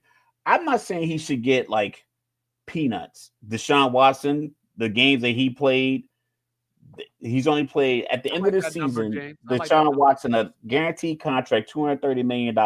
When he was coming off a controversy, was like he got 230 guaranteed. We all agreed that was a terrible contract. You want to be like so look, like I don't want to be the naive guy, right? You play the game to win the game. You know what I'm saying? Like you want to win Super Bowls, I would imagine. So you know what I mean? Like if you had to if I had to choose, I'll use me because I can only talk about me. If it were up to me, I would take $45 million in 2 Super Bowls or a Super Bowl over $60 million in no Super Bowl and possibly not even making the playoffs. $60 million. The San Francisco 49ers are 5-12 next year. Look it. Like straight up. Like hello. Like, I mean, like I'm not shitting on him. It's just that him not completing that pass. I didn't say that, Mike. I said if I had the choice to win, look at what happened in San Francisco when they didn't win the Super Bowl 13 months ago. Everybody wanted money because they were all holding out for this grand idea that we're gonna win the Super Bowl. But it's like, all right, cool. Now I got to get paid. We didn't win. We tried, but you got to pay me. Debo, every year they have contract negotiation problems with all of their star players, short of Kittle. But everybody else, they've had contract negotiations that guys are holding out, guys want to get traded. But if they can't, they couldn't pay. They didn't want to pay those guys before they gave Brock potentially $50+ million. They absolutely can't pay him if they give him $50 million. They're already shopping Ayuk. They just paid Ayuk last year. They traded Debo. They're shopping Ayuk. I guarantee you, if the right phone call comes through, Christian McCaffrey's in a different uniform next year because they are in the middle. They are wearing a blindfold, knowing that when they take it off, tear it down. The whiteboard's going to say rebuild. Right now, they're doing this, and they're having these Brock Purdy conversations, and they hope he'll take $40 million. When he says no, they're going to take that blindfold off, and the whiteboard's going to say rebuild, Brock Purdy's going to walk, and we'll say scroll to that list of the quarterbacks. Maybe but the Jets are in a position where they can draft a guy. So why am I going to pay a guy, a lot of money? None of what the number is, 40 million or whatever. The Browns still owe Deshaun Watson 46 million next year, and they restructured his deal for this year. They still owe him that money. And he's still hurt. And they still owe him 46 when he come back next year. So they're trapped. They're not even, if people think they're going to draft a quarterback number 2, yeah, you can. But who are you trading Deshaun Watson to? The 49ers once Brock Purdy leaves. So, like I said, the 49ers are, unfortunately, unbeknownst to them, they are waist deep in a rebuild. They're waist deep in a rebuild. Tua hasn't even won a playoff game. You know what I mean? Herbert Tua hasn't even won a game when the temperature's under Kyler Murray hasn't even won a playoff game. So I don't know. Like I think Kurt won one playoff game, if that. I think he's got one, maybe zero, but maybe it's one. I know he beat the Saints, in that that wasn't him. I thought he threw that. That was Case Keenum. No, not the miracle. There was like a game in the dome the Superdome, where I thought Kirk Cousins threw a touchdown late in the game. And it won like 24-20 or something like that. Yeah, it was like a first round matchup. I think that was it. But they lost to Daniel Jones at home the year they won. Did lose to Daniel Jones at home. So, you know what I mean? So I don't know. When it comes to less money, I think it matters to some degree. I think it matters how much less money. Because if I can get, 53 and I take 50, I don't think we're saying go from 55 to 40. But the agents know their cut comes out of that. So 10% of 60 is better than 10% of 45. Right. Granted, it's only $1.5 million, whatever the case may be. I don't know. I'll pray for the 49ers if they give him $61 million. I think the agents also know that my guy is the reason you've had this success. And they're going to use that leverage. Like, hey, he is the reason you got successful. Look at your record with Nick Mullins and CJ Beathard. And when Jimmy Garoppolo got injured and you're bringing his other guys, look what happened with Trey Lance. They're going to have all of those numbers to support. But as a GM, I'm like, listen, I got a $200 million pot. I got to pay 53 guys plus my practice squad guys, however that works, and guys I bring up. If I give your guy 25% of my $200 million pot, how am I going to pay 98% of the rest of the team with this 75% of money? So if he takes 50, next quarterback up, he's going to take 49 because you take what you can negotiate. It's not about, once again, it's not about who's better. Who's better is not like, I think we're arguing two different like platitudes right now. It's not the matter of who's better. It's how good are you going to keep my team once I pay you? And are you going to get better? Are you going to get better? Lamar Jackson they weren't paying a lot of guys a lot of money when Lamar was due, and Lamar was due money, and Lamar had a couple, MVP caliber seasons, and you knew he was going to get better. You saw that when everything wasn't copacetic, he still made magic happen. Jalen Hurts made it happen. Kyler Murray didn't. He just held out and demanded his money. It's not true. If it was about who's better, Trevor Lawrence wouldn't be the second or third highest paid quarterback. Patrick Mahomes gets $45 million. Who's better right now, Daniel Jones or Baker Mayfield? Baker Mayfield. Baker Mayfield. He gets like $8 million less than Daniel Jones. He hasn't gotten better every year. When they won 6 games last year, they went to the Super Bowl and then they won 6 games. So how is he better? I think he threw the most interceptions of his career this year too. Because he's 5'11 and a half with an average arm. Jax paid him because they drafted him number 1. They drafted him number 1 overall, and they had him. They were hamstrung because they couldn't lose him So this is At the least they thing, felt right? they couldn't lose him. It So wasn't. this is the thing, real quick, Yeah. and then we're gonna move off of this. Yeah. So like when Buffalo lost to Kansas City last year, not this year, but the previous year at home, I said, "Yo, Sean McDermott got to go." And I said it again this year, but last year. And the thing that everybody kept saying to me was, "Who you gonna get that's better?" Right? I don't necessarily believe in that, but whatever. That's the question.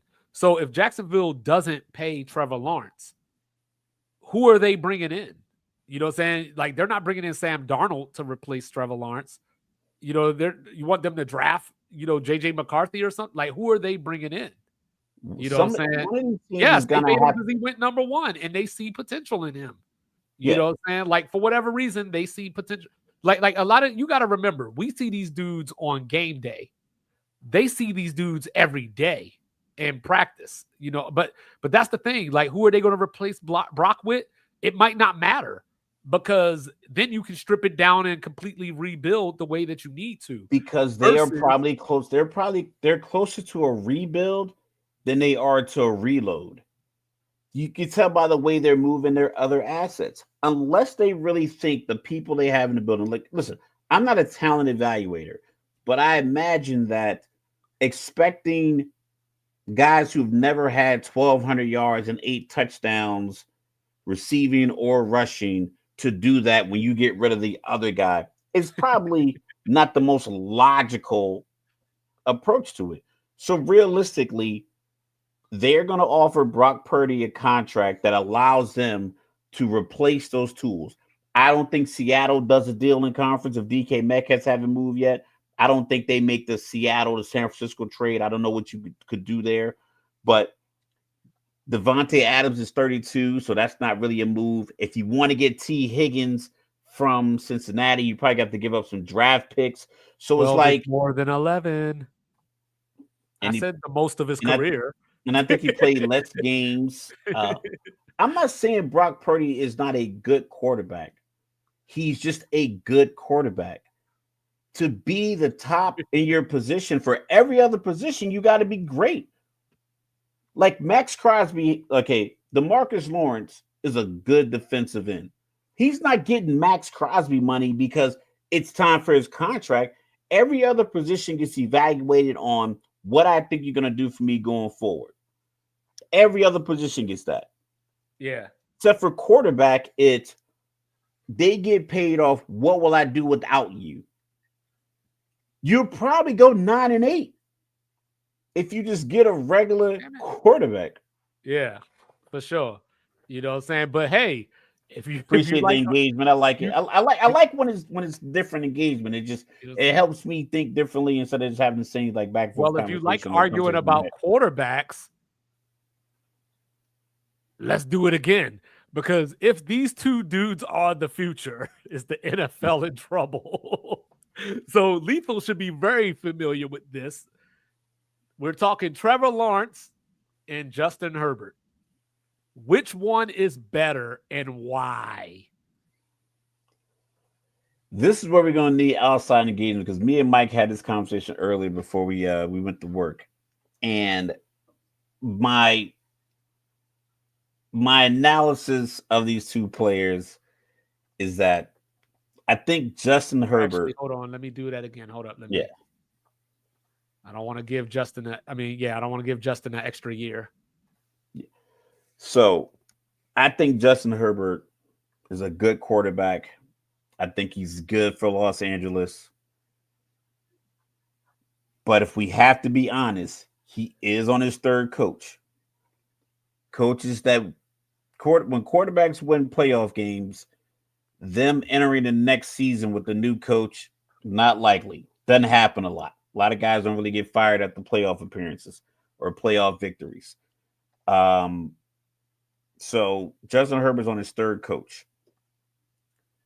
And we talked about Trevor Lawrence. I've always thought Trevor Lawrence looked the part. I remember watching him in the Elite 11, and then he went to Clemson. And I remember it was a game against Ohio State. They ended up losing in the playoffs. But I just felt like Trevor Lawrence, when he took the snap, when he was shut out to Lawrence Master Peterson. Congratulations once again. Congratulations, sir. So when he got the ball in his hand in that game, I remember he made like real decisive throws. You could tell he was a level above the college player. And then, of course, in that championship against Alabama, 44-16. So I think he had like this rise we thought was going to keep going. I think he got stymied by having Urban Meyer as his coach. I think that was a bad move. And I think they kind of threw off the first couple of years. But as you look at how it plays out, he plays in a favorable division that I wouldn't say is easy to win, but your 6 games, 4-2 and 5-1 in the AFC South isn't unrealistic when you have the talent. They keep putting talent around him. The problem is a lack of consistency from either his play or the players that they bring in, and they keep swapping them out. Like Calvin Ridley was there, he's gone. Oh, Then you release Evan Ingram, you drafted Brian Thomas, and there's this one highlight when Brian Thomas run like a post route, and Lawrence lets the ball go to like the back pylon, and he gets to it. So you know he has talent. It's just that in some of these crucial moments, he turns the ball over too much. Like you see the 46 interceptions, but Herbert has 42. He has nearly twice as many touchdowns, though. Well, not twice, but like, a substantial more, like 1.5 times more touchdowns. I just think that Justin Herbert just doesn't make the plays when you need him to make the plays. I think he plays well in your 27-24 losses, and he'll have the ball last where he can win the game for you 31-27. But he doesn't do it enough. He doesn't make the play in the winning moments. And I think Trevor Lawrence, he had a flash in the pan, ironically, against Justin Herbert. Because like I said, we talked about this earlier. Their best and worst game in a microcosm for both of their careers is the game they played against each other in the playoffs. Trevor Lawrence had 4 interceptions. They were down 27 points. Justin Herbert was up 27 points. And Trevor Lawrence battled back to win that game. But there was moments where Justin Herbert could have made foot on your neck down, plays. First downs. I think they were inside. They were in field goal range. And I think he had like an incomplete pass to the end zone. I can't remember if the guy was open, but I believe a better pass would have gotten him a touchdown versus the field goal. Sort of like Brock Purdy in the Super Bowl. Like I said, Chris Jones came through clean. There's only so much you could do. But Josh Allen, when the blitz came through, dropped back a little bit. I just feel like some of these guys can make these plays to give their team a chance. And I believe Herbert is the guy that, like, he plays. He's not going to put you in a bad spot. But when you need him to, like, make that, it's 3rd and 7. Instead of throwing that out route to McConkey for 6 yards, tucking to get the 7 to get out of bounds. Like just little plays like that. And then Trevor Lawrence is just like, you got to be consistent. He's just so inconsistent, and then the turnovers are just alarming as well. So, like, for me, like, I don't know the answer to this question. So by the end of this conversation, I hope to have an answer as we walk through this. So as I think about this, and to Mike's point about Herbert getting better, he only threw 3 interceptions in the regular season this year, but he threw 4 in the playoff game. And, and then when I look at Jim Harbaugh, because, Mike trusting Coach Kaki, I was thinking about 2 games that I pointed out on here that Coach Kaki lost the game because he didn't trust Justin Herbert, or maybe he just wanted to run the ball because he likes to run the ball. But the Monday Night Football game against Arizona, where the Chargers held the ball for about 6 minutes just to get a field goal with about a minute and so left, Kyler Murray, heroic play downfield, they get a field goal and win. Second game was at Arrowhead, Sunday Night Football. They had a chance to get in there, get a touchdown, but what did he do? 3rd and, it was like 2nd and 8 or something. He handed off the ball and lost, I think it was 6 or 7 yards on that play. You set up 3rd and 16. Now you got to kick a field goal. So like, I wonder, if there's something about Justin Herbert that either like that goes with what you're saying as far as like he doesn't make the play, So maybe Harbaugh feels like, because he's conservative anyway, I'm going to keep the ball out of harm's way. Like, because you had the same criticisms, some of the same criticisms about J.J. McCarthy. Like, what passes did he make? What did he do? Because Harbaugh, because Harbaugh probably sits in that quarterback room like, listen, any drive that ends in a kick is a good drive, whether it's a touchdown, extra point, a field goal, or a punt. That means you didn't turn the ball over. And I think he has guys that plays to that kind of thinking. Trevor Lawrence, I believe,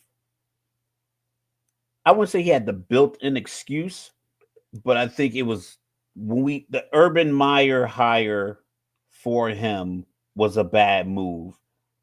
And I believe that set him back a couple of years because if you have bad habits with a coach and then you work with that same coach in the off season, you can learn. But getting a new coach and now you're going to create a new set of bad habits because now you're working in his scheme. So his scheme might be, hey, I like to take the shot and then the check down. But do you have another coach I want you to take from 5 yards to 15? I want you to look that way. The other guy's like, no, I want you to look from here. So he made all these mistakes with Urban Meyer, and they got a whole new coach and had to figure that out. So that took a couple of years. And a coach that was a quarterback. A coach that won a Super Bowl with Nick Foles. Like, think about the mic'd up, and I've never listened to Justin Herbert mic'd up, but when Mahomes in that San Francisco game, and it was like 3rd and 15, and he walked over to Bieniemy and Andy Reid and was like, yo, we got time for Wasp? We got Wasp? Can we do Wasp? And they were like, you know what? We got it. Doug Peterson, Nick Foles in the New England Philly Super Bowl. Nick Foles came over like, yo, let's run this play. I'm not sure Justin Herbert comes over to the sideline like, listen, get the ball. I got a play in mind I want to run. I want to run lad, zig, XY, spider, banana, whatever the fuck. I want to run this play. What do we have? Like, the John Gruden's favorite play. So I don't feel like in those moments he makes that play. I think he's like, you know what? The play is this. If it's not there, run, slide, kick the field goal. And I think that's how he plays the game. I think he plays it very methodical. A lot like Aaron Rodgers. Aaron Rodgers' numbers were on par with Patrick Mahomes, but it's like he didn't make granted, he's 30-something years old, but like it's been like a knock for him his whole career. If you're down in the fourth quarter with Aaron Rodgers, he loses like a substantial, like 70% of his games. It's something crazy like that. Yeah. Because it's I need you to, like the pass he threw in the NFC Championship game when he threw it to Devontae Adams, you could probably ran that in. The Elway helicopter. Like Elway was like, yo, I'm trying to get this ball in the end zone. Granted, it was like his last hurrah, but he still was like, you know what? We need this first down. Boom. Helicopter. I'm still coming up for the next play. Well, I think that with Trevor Lawrence, he ran into that problem where people are comparing him, I think, to his college self. They saw him in college and they saw, because people were saying he's the best prospect since Peyton Manning. The same thing kind of happened to Imani Bates. Remember he was like this is the best high school prospect since LeBron.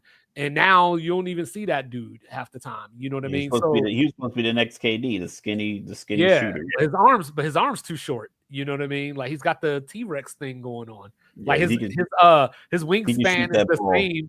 His wingspan is the same as his height. And so when you look at it, I think that's what Trevor Lawrence deals with.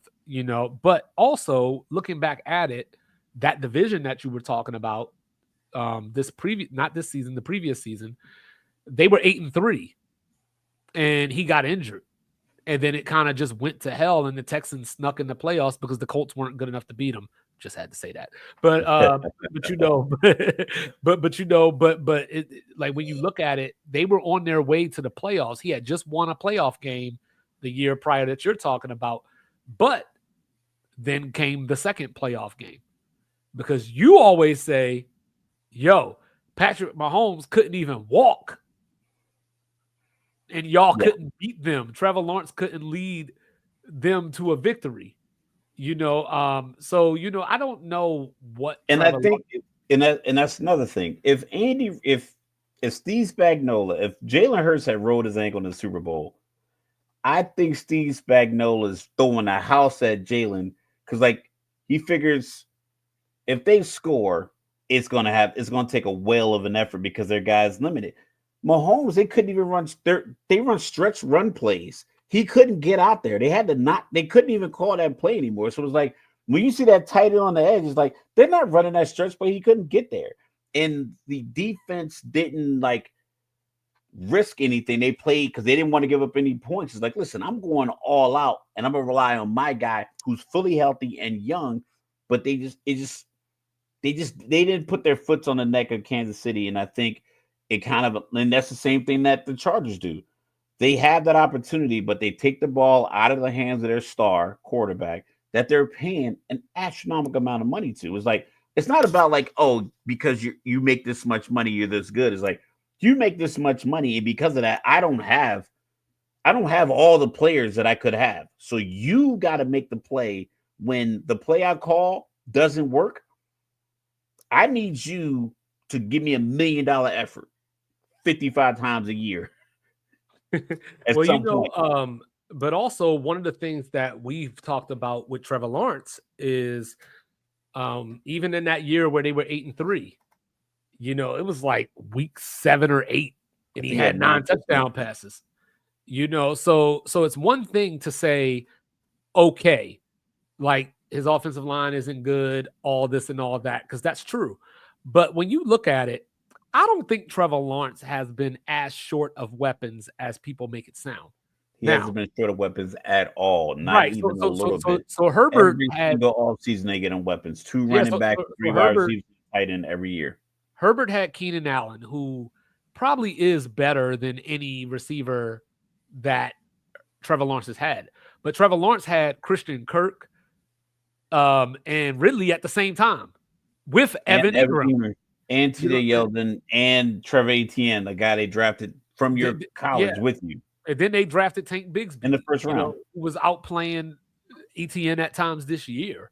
So with Trevor Lawrence, sometimes I think with Jacksonville, Zay Jones, I think sometimes with Jacksonville, I don't think their defense gets enough attention because people focus on the quarterback so much that, the line isn't good, but the defense is pretty bad too. So he drafted 2 defensive ends, number 1 overall. I know. In that same window. So it was like, but that's what I'm saying. The team has talent. It's just so that's what makes me wonder if Justin Herbert is better because, like the Chargers aren't short of talent either, but the Chargers' talent is on the defensive side. Khalil Mack, Derwin James, Joey Bosa, so on and so forth. Now, and the other part of that, though, we just talked about how bad for a while too. Well, yeah, and we just talked about how bad Trevor Lawrence's offensive line was, but Herbert had Rashawn Slater, and then they went and drafted Joe Alt this year. So you know what I mean. So, but then they lost Keenan Allen. Mike Williams wasn't never there anyway, so he's not a net loss. You got Lab McConkey. Quentin Johnson. He came on. He had the dropsies early on, but he came on. Like I said, I think he has weapons, but I think both of them. And this is just me speculating. I think both of them play to not make mistakes because they're both aware that the team has gone through its. Like I know Trevor Lawrence has 2 coaching staffs.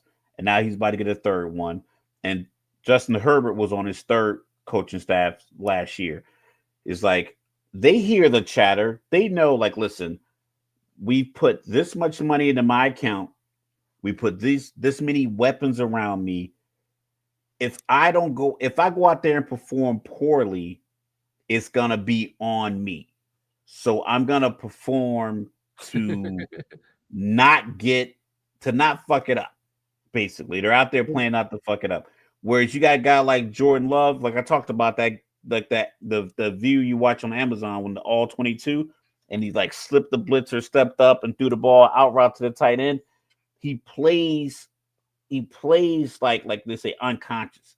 I think these guys are very conscious and very focused and very understanding of if I make a mistake, their defenses weren't great. They weren't like stout defenses. So like if I make a mistake, I put us behind the 8 ball. I don't think Jalen Hurts plays that way. I don't think Lamar plays that way. I don't think Josh Allen. I don't think Burrow. I don't think any of these other guys with the same size, talent, arm strength, all the measurables that equal up to what these two guys play with. I don't think they play the way that these two guys play. I think they play. Lamar played that way against Kansas City. But then he came out the following season thinking too much. I think they think too much, and I think they think too much about the end result because it's been, for lack of a better word, chaos around them. Right. Like you talk about Jalen Hurts, but Jalen Hurts had different coordinators. He had the same head coach. So he's had the same conversation, win, lose, or draw for the last 4 years with Sirianni. No matter what it is, when you go talk about Jalen Hurts is just a winner because he had different coordinators going back to college. You know what I mean? That's what I'm saying. But he had the head coach is right. He had Nick Saban too. Where, like Nick Saban, you look at like I said, we talk about Kansas City. Even when you talk about get rid of McDermott, I'm like, I think him and Josh Allen are on the same wavelength. I'm still on board with getting rid of McDermott because sound like coaching to me. You know what I'm saying? But before we get out of here, and I think at the end of this conversation, I've come to the conclusion that Justin Herbert is better. I think they're better, but I think they're both going to be. Before we get out of here, hey, yo, James. Go Away Smith is the new quarterback for the Las Vegas Raiders for a 3rd round pick. So first question, Raph, what do you think of a 3rd rounder for Geno? Second question, what this going to look like? Do they get DK or Tyler Lockett too? I mean, the only thing I'm thinking is that so the Raiders are sitting 6, correct? Correct. Do you move back and just bolster the offensive line and give Geno more time? Because I think Seattle wants a 1st and a 3rd potentially for DK. I would imagine 2 firsts wouldn't be out of line. So you're definitely not giving up 6. Like if they had 16, very similar to Philly when they traded with Tennessee, I give that up in a heartbeat. 16 for DK, but at 6, I think you can make some moves. Maybe they make a couple of moves, get somebody else's 1st round pick this year, next year, let them move up to 6, and then they trade one of those to Seattle on draft day. I'm just not sure that the Raiders are inventive enough to do that. I know Tom Brady's in the ownership group, but I don't know how much he's going to be able to like influence the pick. I don't know who gets last say. I don't know if it's Davis with the bowl cut or whoever the new GM is. Or maybe Tom's like, listen, I can work with Geno because, I'm one of the greatest quarterback of all time, so I can help him. We can make a lot of other moves with these picks. There ain't no help in Geno Smith. Even though he probably had the best year of his career this year, to be fair. Yeah. Like I said, it's the Justin Herbert, Trevor Lawrence conundrum. Like all these guys aren't going to be your top 4. Like people say top 5. Like I said, I think it's 4. I think it's Mahomes, Allen, Burrow, Jackson. And then, like I said, 5 through whatever is interchangeable. 5 through 12, any given week, 5 through 13, any given week can be 5. Whoever you have at 5 one week, it could be Tua one week. It could be Dak the next week. It could be Geno. It could be Sam Darnold. But the top 4, however you want to rank them 1 through 4, are your consistent 4. They're going to make things happen. Everybody else needs help, needs work. So Tom Brady getting Geno Smith in the building, maybe that works. But it just depends. Maybe they keep it simple and just go. Maybe because I've heard a couple of podcasters. I think the Tom and Shay podcast, him and his party talked about just because of need, Travis Hunter could fall to 6. Not because of talent, just because of need. Like Tennessee could take Cam at 1. Cleveland takes a defensive line, like take Abdul Carter 2. Maybe they could keep and convince Myles Garrett to stay. The Giants take a quarterback 3. New England needs so much help. Maybe getting a weapon at 4 might not be the best plan, considering they don't have anyone to block for Drake May. Jacksonville, maybe, but also they have holes. Their quarterback's injured. Maybe they make a move there to bolster their line, or like I said, their defense always kind of pierced. So Travis Hunter could fall to 6, and I'm pretty sure he has some kind of relationship with Tom Brady, considering the Shador and Tom Brady. Shador being a partner in Tom Brady, not but like affiliated with Tom Brady's brand. So if that's the move, but it just Geno Smith, it's if it's a 1-year thing and maybe they think they're gonna suck again, they can get Arch Manning next year. I don't know what's going on, but could San Francisco or Dallas want the Raider pick? Dallas at 7-10 needed a running back. I think they can get Genty at 12 unless New Orleans wants to pair him with Kamara and have like a 2-headed monster. But I think New Orleans has so many holes. Their defense is really old. Carolina just signed their running back. So unless Dallas wants to get, if Dallas wants Genty, I think both of them are hurt. I think Dallas can sit at 12 and still get Genty. So I don't know. I don't know, because I think the Bears might get him if he's there. Well, the Bears have been signing offensive linemen a lot. I can see them going defense, maybe getting the ball back at getting the ball back at the 40-yard line of a couple of turnovers every once in a while to help Caleb Williams out. Yeah, New Orleans is best available, and I don't know if Genty is gonna, like I said, I don't know. Like San Francisco, I don't see any. We always talk about teams moving up in the draft, and we always try to predict nearly it, as much as we and talk it doesn't about. happen nearly as much as we. What I tell you about that, Mike? What I tell you about that? So we're not doing that. That at 12. Yeah, like I told him if they draft Ted, I'm coming to VA. Why not? Listen, you can. I'm all. We ain't even got no corners to begin with to be trying to guard that dude. And still got to deal with Sedarion DeLeon Lamb too. Yeah, I think it makes sense. It's like you go greatest show on turf. You run the score up, and then your defense can keep teams under. If your defense keep teams under 25 points, and you can score 28 points a week because you're just, all show on that turf and Jerry world, I say go for it. But they just had a guard retire, so I don't know what the guard looks like in this draft. But so what's the play for Seattle now? No Geno, Tyler Lockett, gone. DK's looking for a trade. What's the play for Seattle now that Gigo is gone? Sam Darnold, or maybe they because you know who their quarterback is now, right? Sam Howell, right? Yeah. So Howell is a backup. Yeah. Maybe they see something. Maybe they see enough in him to where, because you look at division, Arizona probably makes something drastic happen for the draft. Yeah, like they might. I don't know if coming off Kyler Murray to the Giants is a thing, but I can see them, even if they don't make a move, I don't see them getting that much better. I think San Francisco Kyler Murray to the Giants. I think San Francisco is going to have a down year. I think re-signing a 45-year-old Matt Stafford in LA is probably not going to pan out the way they want, especially the way they're dangling Cooper Kupp. So Seattle's probably thinking like, listen, if we can go 9-8, 10-7 again next year with Sam Howell and whatever we get for DK, because you got Jack Smith and Jigba, you can move DK. I imagine that if I'm looking at who maybe Tampa Bay does the Philly Tennessee deal and they trade 19 to get DK and pair him with Mike Evans and let Chris Godwin go and trade. Oh, that's nuts. Like I said, if you're Tampa Bay, you're like, yo, our division has a second-year quarterback with the coach that is a retread.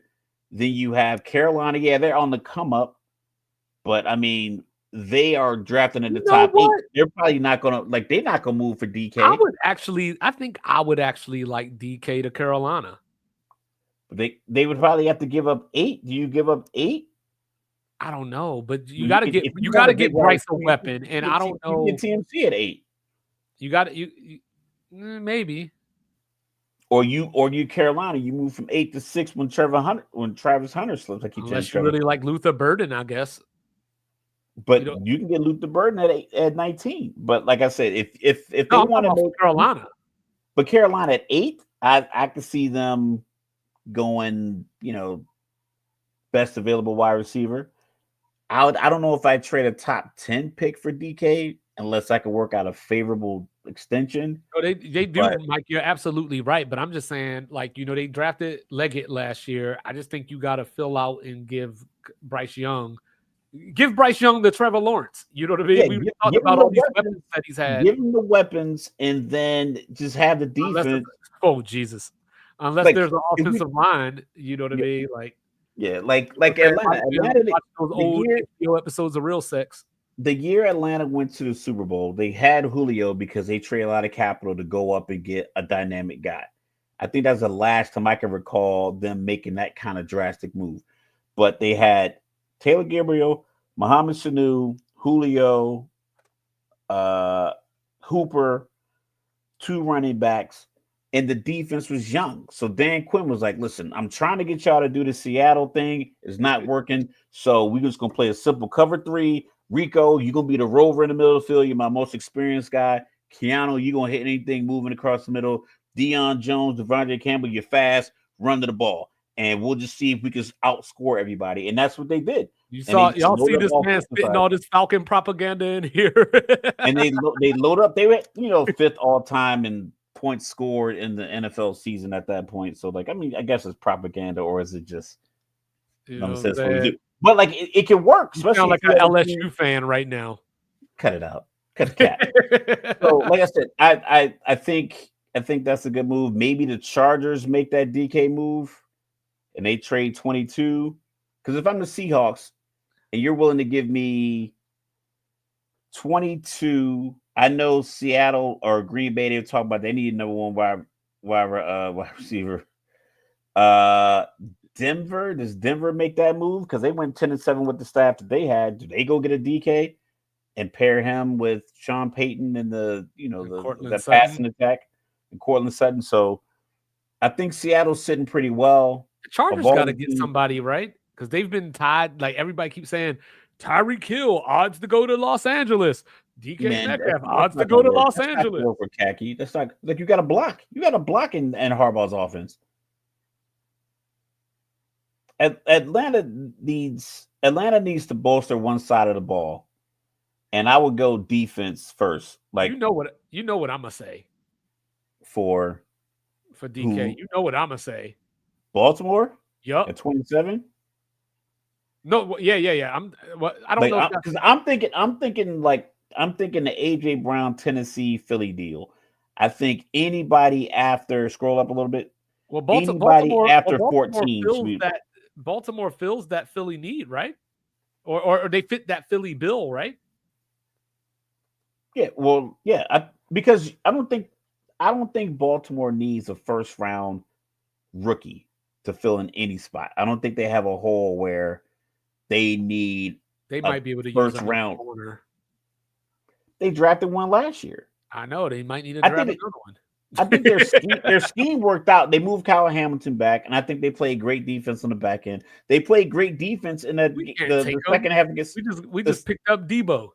The second half against in that Buffalo game, they played great defense, and I believe in that first half, I think that was a bad pass interference call. So I think Baltimore has their scheme figured out to where they can get a corner in the second round and plug him in.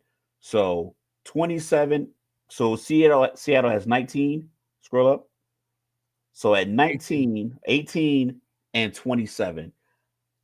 I like the Baltimore move. If I could get the Chargers or the Steelers pick 21, 22, I'd take it. But if I'm Seattle, I'm looking like, any team short of the Eagles or the Chiefs, I'm not dealing with them. You saw who I highlighted. Buffalo giving up 30. It might be time to circle some wagons. Because look, I ain't gonna do the Sean McDermott thing right now, but all I'm gonna say is, you know what I'm saying, you done had Kansas City on the ropes too many times.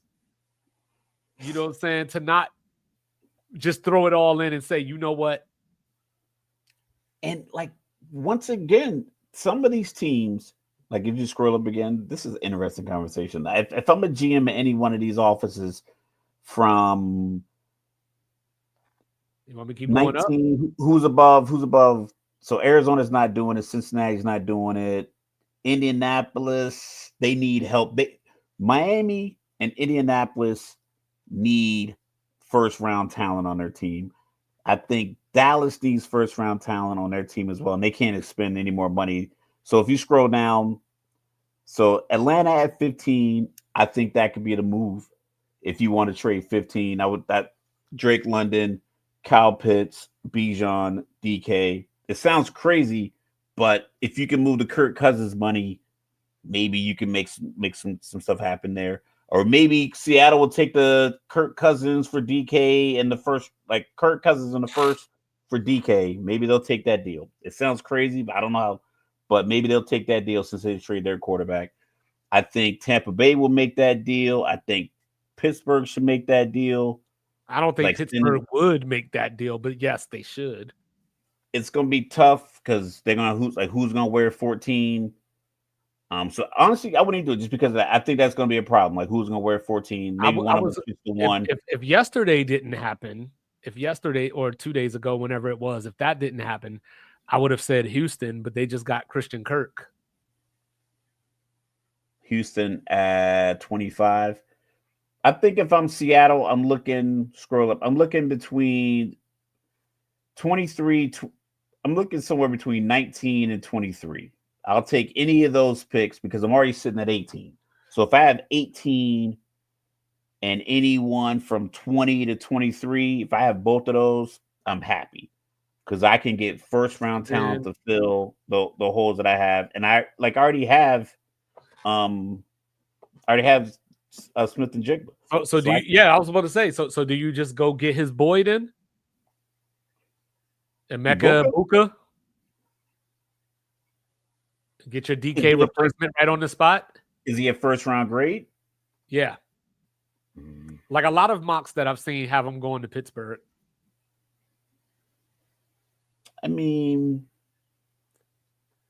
I don't see why not. I don't know if Diggs going to be on the roster though, Mike. I don't know if Diggs going to be on the Cowboys next year. Yeah, like I said, I like where Seattle's sitting. At first, I wrote down Seattle tanking ? But now that I think about it, they have a guy who's a backup who started some games. 21 touchdowns, 21 interceptions. I mean, he has to work on the turnovers. Like I said, they have a favorable, winnable division. Like but he did have Ron Rivera as his coach too. You know, very conservative. But yeah, I like what Seattle's doing, but they definitely got to move DK. And I would keep it simple. Just so you can make the deal that you want, so you can make another deal you want later. I wouldn't drag it out because you never know. Like, it might be another wide receiver that ends up on the market. Like if DK ends up in Kansas City, all I'm gonna say is every single EMT in the state of New York better head to the city of Buffalo because there's going to be a lot of accidents up there. That's all I'm gonna say about that. I mean, would you? I would if I was Kansas City. Why not? The funny thing about that is that they drafted McCole Hardman the year that DK got drafted, and I think about it like I thought about it when they made their first couple Super Bowl runs. I was like, they could have had Tyreek Hill and DK Metcalf on the same team. You can let Hollywood and Hardman walk to get DK. Absolutely. So you know what I mean? Like, but is Seattle going to do that deal, or are they going to try to squeeze everything out? Seattle doesn't. I mean, 30 might be, or whatever Kansas City's picking. 31, 31 might be too low. But I mean, if you're Seattle, you don't play Kansas City. They're not in your way to do something. Yeah. So 31 and a third. Yeah, I mean, honestly, like being realistic, You know what I'm saying? Oh, yeah, I forgot about Juju. Get rid of him too. You know what I'm saying? But it should be, if it were me, like if it like, just doing the crystal ball type shit, Yeah.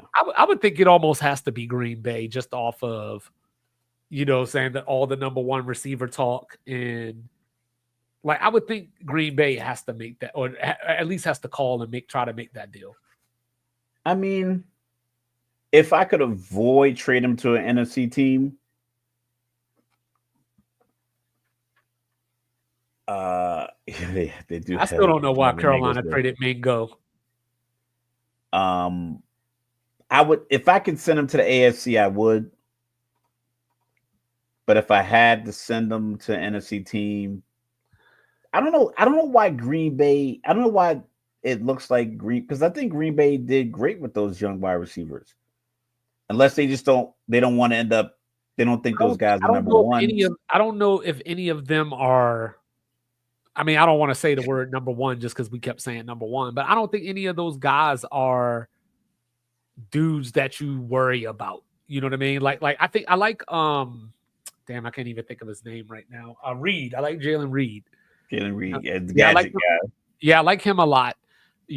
Christian Watson can't stay healthy. His soft, like he needs to get yoga or Pilates or something. Like, like it's like no contact hamstring pulls. I've seen him so many times, just like fall down in silence. Like Dontavion Wicks can't play for my team just because his name is Dontavion. I guess so, but if you're DK, like, do you want to go? Do you want to go to Green Bay? Why not? Like, okay. So look, they to be third. Well, maybe not with JJ. No, check it out. Listen to this. Listen to this. So Detroit lost both coordinators. Chicago got a brand new coach that hasn't been a head coach before. I think he'll be good, but he hasn't been a head coach before. You know what I mean? And then you got Minnesota, who was JJ McCarthy. You know what I mean? Like, I heard they were keeping Sam somehow. That division could be yours if you go there. Where the money is.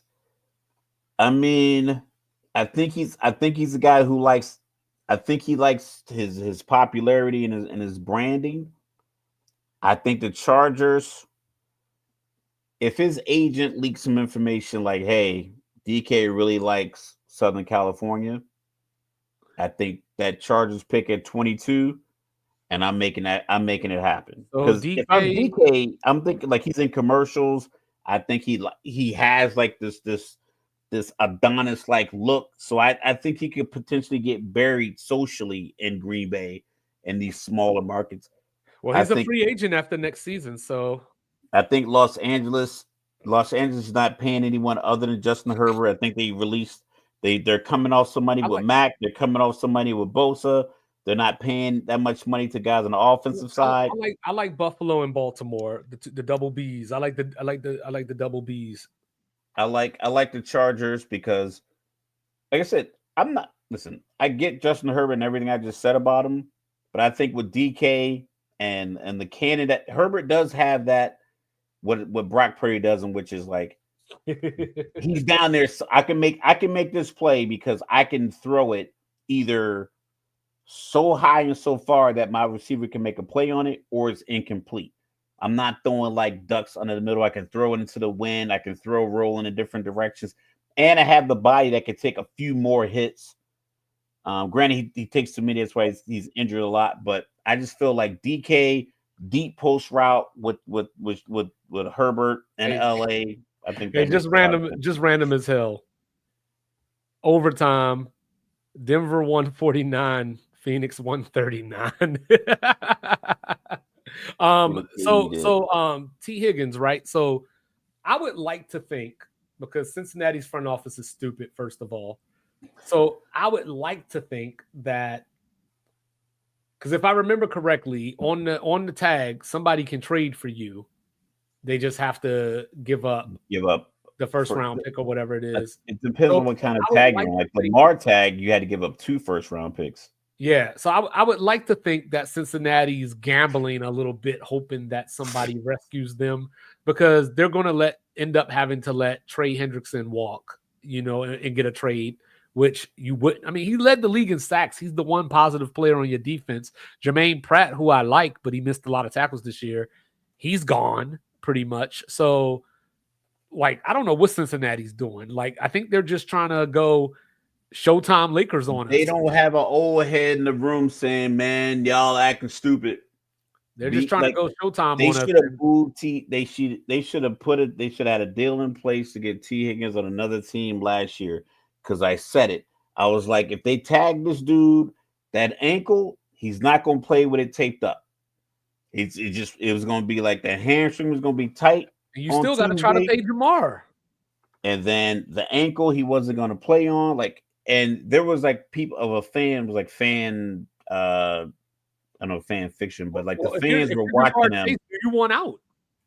They don't even have an indoor practice facility in Cincinnati. The high schools in Ohio have indoor practice facilities because of the weather. High schools in the state of Ohio have indoor practice facilities, and the Cincinnati Bengals don't. And it was just this hill, and they said when T. Higgins ran up that hill, he was playing that week. If he walked around it, he wasn't. I think that if I'm Jamar Chase, like, yo, Burrow, you my boy, but I'm trying to get this money, man. I think they're going to pay. I think they have to, but like I said, the problem is you're letting everything else go. You know what I mean? Like, I just don't, sell the team to somebody with some real money.